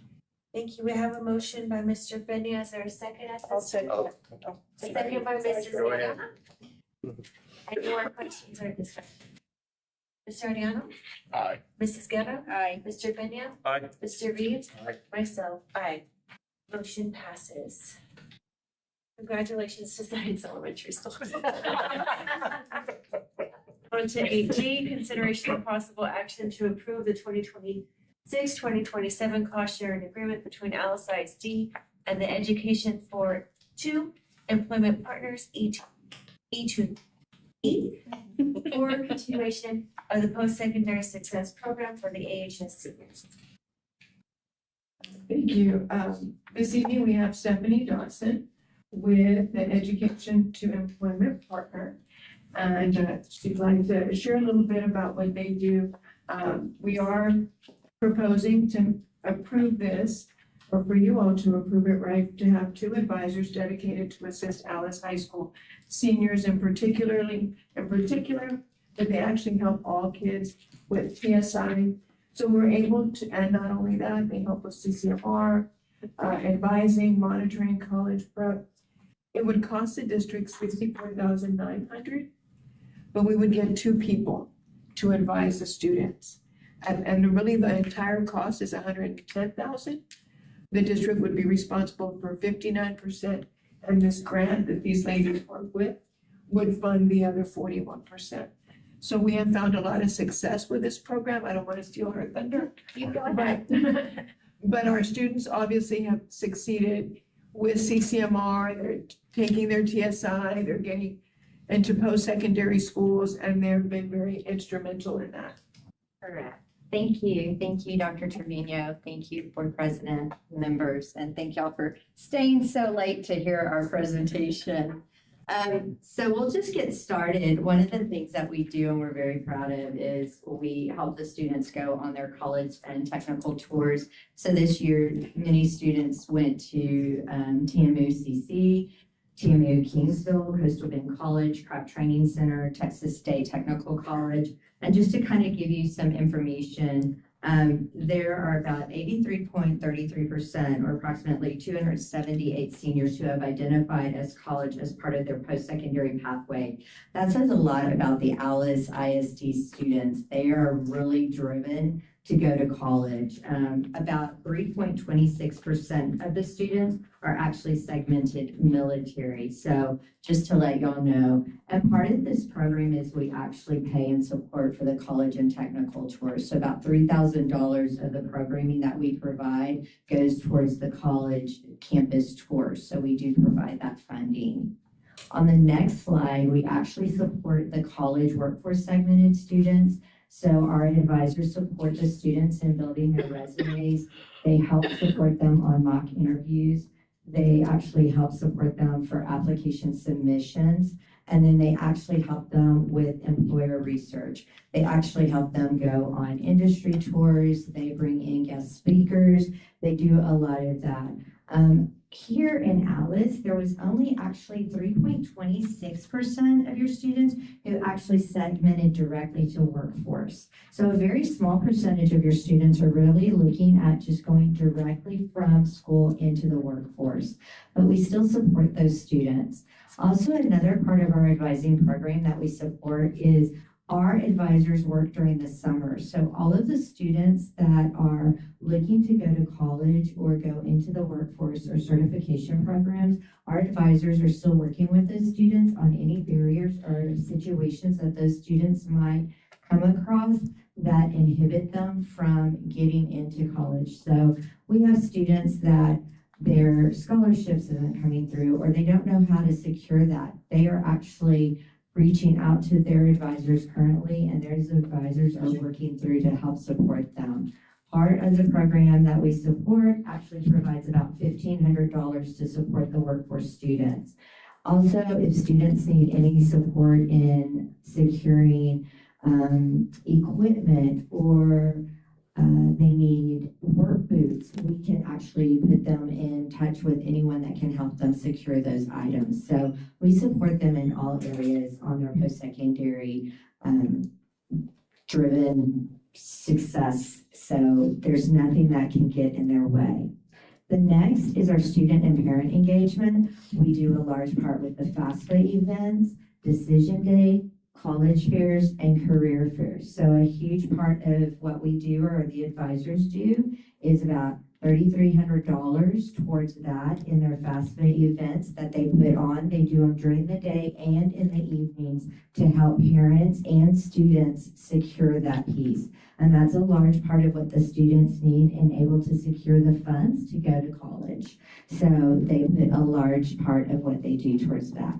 They are always working on helping students and parents. So, and then I don't know if you are able to attend the decision day, but students did a great job, and it shows one of them being interviewed on how the decision day went. Student incentives is another piece. The advisors give out laptops, printers, earbuds, speakers. Oh my. So when students complete their FAFSA and they also complete their applications to college, the students are put into a drawing and then they are provided the laptops, printers, and earbuds or speakers, lots of different things that they can receive to encourage them. Our biggest thing is we don't want students to do an opt-out because to us, an opt-out means that they're opting out of their opportunities. A lot of students and parents feel like they don't have this opportunity to go to college. They don't think that's for them, but we want them to see that there's funds that are available and that they can get accepted to community colleges or these different programs. And we want them to understand there are these opportunities. Please don't give up and we will help you see that it's available to everybody. That's again another thing that we provide through our program, and that's about $8,500 that we provide. So we feel like the financial benefit of the partnership or return on investment is about $130,000. And so what we want the school district to support is in the area of salaries for the advisors. And so the other part is what we provide and support. I just wanted to put this up here. It's just our advisors kind of do a story. One of our advisors kind of wanted to do a Hub City Hustle. They wanted to highlight the whole graduating class. I kind of have them usually look at just a celebration of one student. This advisor wanted to celebrate the whole class. So she said just the halls of Alice High School are buzzing with an energy that's nothing short of a Hub City Hustle. This year's seniors aren't just finishing strong, they are launching into their future with a level of grit and enthusiasm that is truly inspiring. College bound and Coyote proud. Decision day was a masterclass in school spirit. It was incredible to see so many students eager to step up and represent their future colleges and universities. From the classic Texas powerhouses to out-of-state institutions, the class of 2026 showed up in full force, proudly donning their new colors and proving that Alice produces world-class scholarships ready to take on the next academic frontier. The work-first warriors, but the ambition doesn't stop in the classroom. Our workforce-bound students are making serious waves in their post-secondary planning.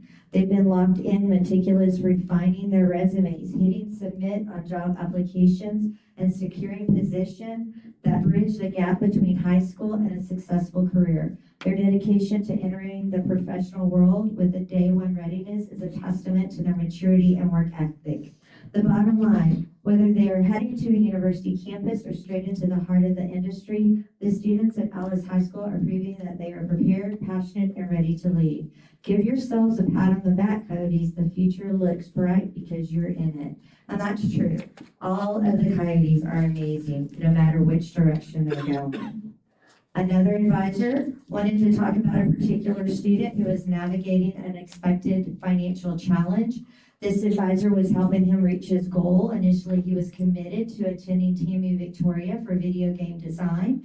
He had spent so much of his time preparing for that path, however, unexpectedly lost their job in the family, financial burdens, attending the four-year school. Major concern, really thought wasn't going to get to go, but had the advisor really looking at alternative options that allowed him to work towards his end goal of video game design while keeping that financial strain to a minimum. Together, they were able to develop this alternative plan. He was still able to go and attend Coastal Bend College, where they have an amazing video game design program, complete some prerequisite courses before transferring to a university in the future. In addition, they helped him prepare for that TSI exam, which we all know is pretty tough, and was able to apply, was successful, received a last dollar scholarship program that the advisor helped him receive, covered tuition costs, and his plan changed. He's now strong, affordable plan in place, kept him moving towards his educational and career goals. So that's what an advisor was able to do for a student that really kind of saw and felt this barrier that would have just made him stop at that point and he wouldn't have received it. This last one, a student actually wrote this. I wanted to put this in. This is the last slide for us. But I want you to see, this student wanted to share her gratitude to the advisor for assisting her with her college application. She came here as an exchange student and currently enrolled as a senior at Alice High School. Her experience has been incredible and the quality of education was inspiring to her to continue to pursue her higher education in the state. So she's staying. That's exciting. And you can see that from all of the presentations I saw today. She reached out to her college advisor for some information regarding the application process and realized that the early application deadline for the school that she wanted to attend, which was in Houston, University of Houston, was a week away.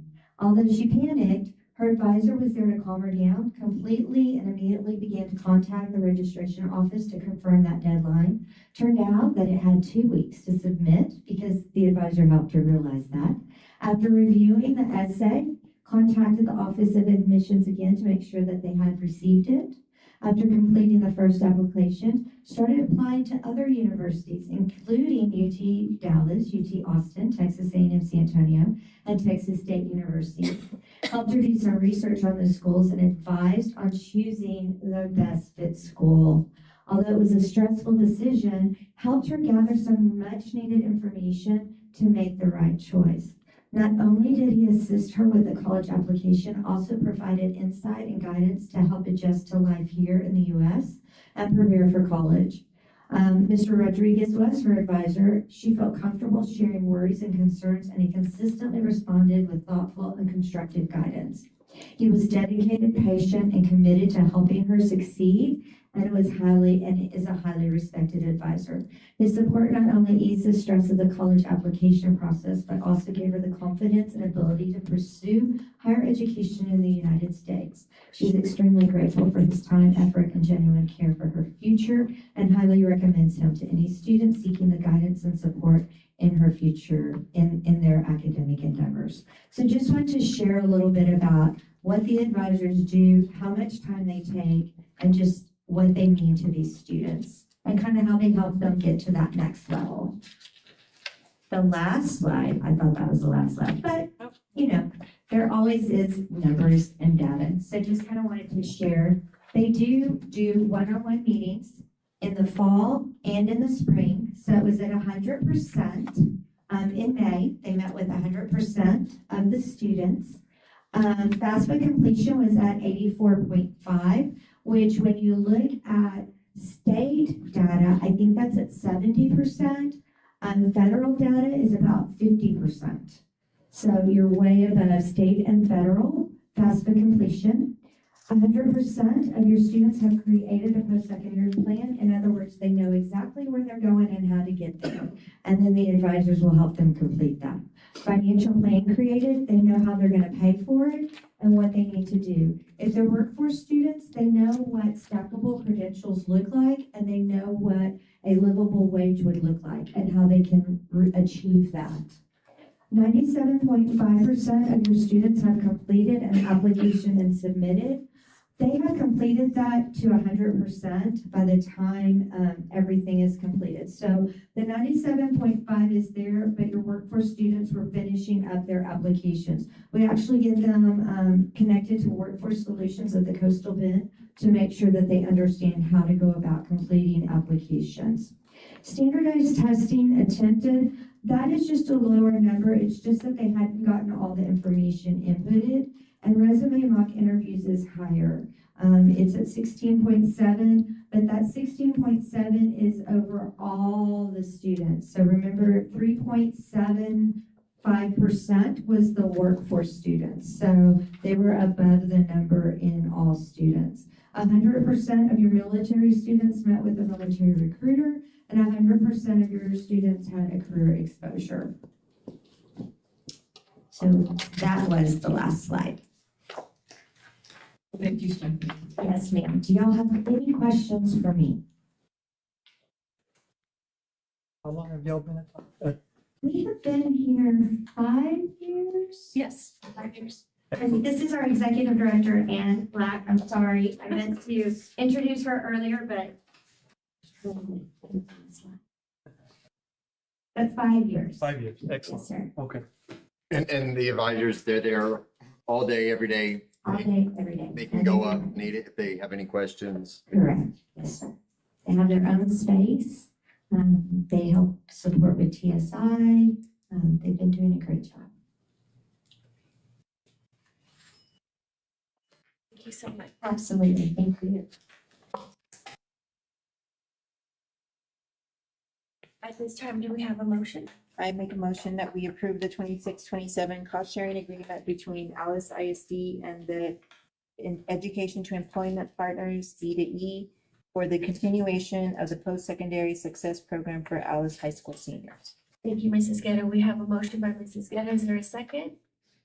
I'll second. A second by Mr. Benny. Is there any further discussion? Mr. Ariano? Aye. Mrs. Guerra? Aye. Mr. Benny? Aye. Mr. Reeves? Aye. Myself? Aye. Motion passes. 8H, consideration of possible action to add assignment of relatives to DK local. Excuse me. So recently, I don't know if y'all heard in the news, but there's been a lot of controversy and investigations between TA and districts, all because possibly there's been conflicts of interest between the supervisor and a family member. When a supervisor is supervising a family member, sometimes perhaps investigations are not thoroughly investigated because there is a conflict. And so it was brought to our attention that we may consider adding an assignment of relatives to this particular policy. So by adding this, we would be saying that no employee shall be assigned to a campus or department where any member of his or her family is in a direct line of supervision. For purposes of this policy, immediate family shall include a parent, a child, sibling, spouse, and the spouse of the employee's parent, child, or sibling. Reassignment shall also be limited by this policy. So all to say that if you all approve this policy, we need to ensure that no supervisor is supervising a mother, a father, a child, a brother or sister.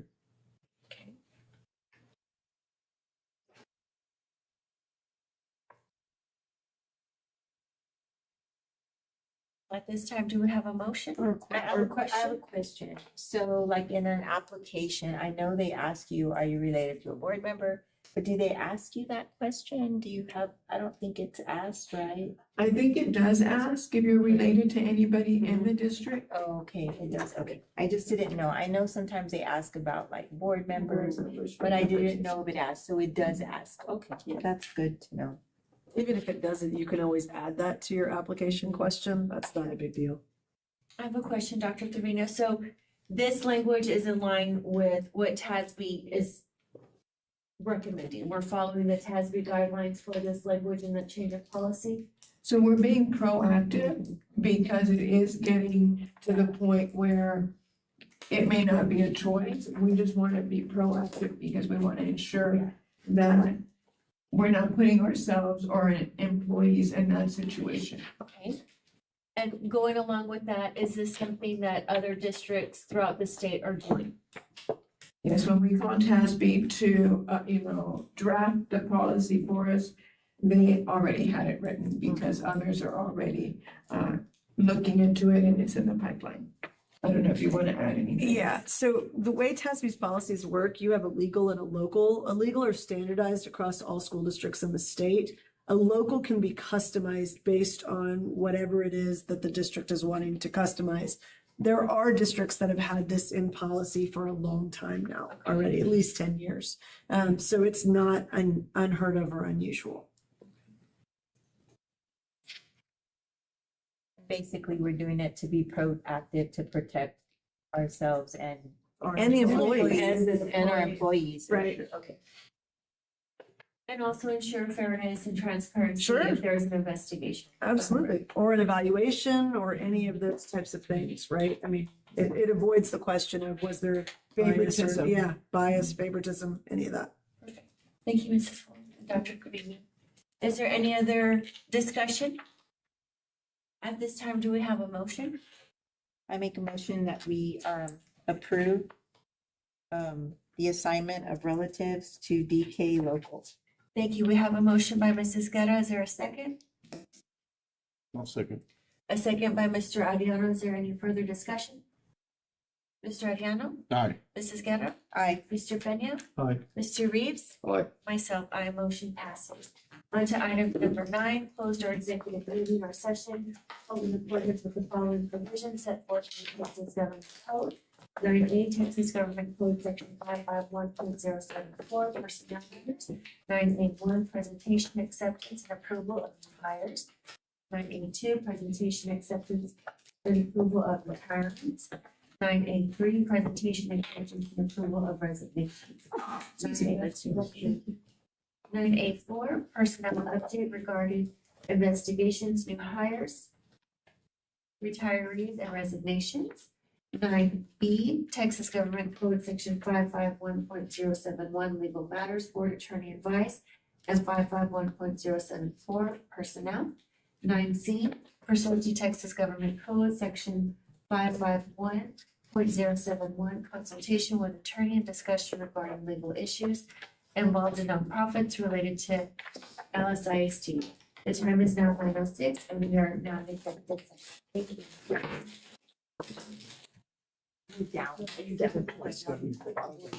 And we're losing. I know, I just said we're down.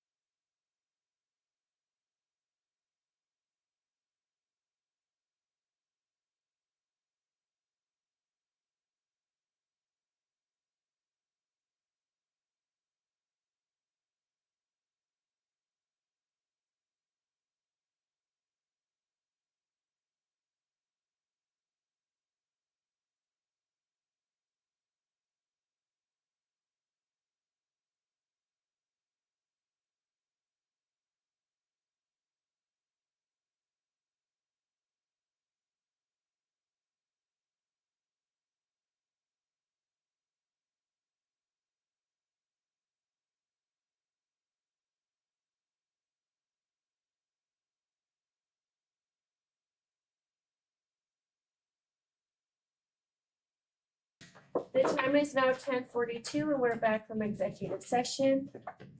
On to item number 10, we've reconvened. Everyone is present. It is still June 8th, 2026, and 11A, consideration and possible action of new hires. That was an informational item. No, there's one. I make a motion to hire Elma Salinas Yes. as An assistant principal. as an assistant principal as At Alice High School. okay at Alice High School, as mentioned in the executive session. Subject to assignment and reassignment. I don't know. No, just add that in. Okay, subject to reassignment. Assignment and Assignment, reassignment. reassignment. Thank you. So we have a motion by Mr. Ariano A second it. and a second by Mrs. Guerra. Is there any discussion? Mr. Ariano? Aye. Mrs. Guerra? Aye. Mr. Peña? Aye. Mr. Reeves? Aye. Myself, aye, motion passes. On to item 11A. Information. A1, consideration of possible action of hiring speech language pathologist for 2026-2027. That was an informational item only. 11B, consideration of possible action of retirements. That's an informational item only. 11C, consideration of possible action of resignations. That's informational item only. And then another information item is not a motion, but just to Just that. Do you have the information names? that Coach Mari Santos as the girls coordinator. Gonzi Trevino is our offensive coordinator, and Randy Fernandez as a new head girls soccer coach. Thank you, Mr. Ariano.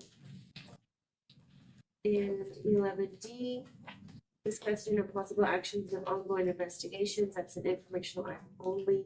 11E, discussion of possible actions regarding legal issues involved in nonprofits related to AISD. That was an informational item only. And on to item number 12. To adjourn, the time is now 10:44 p.m. It's still Monday, June 8th. Thanks for listening.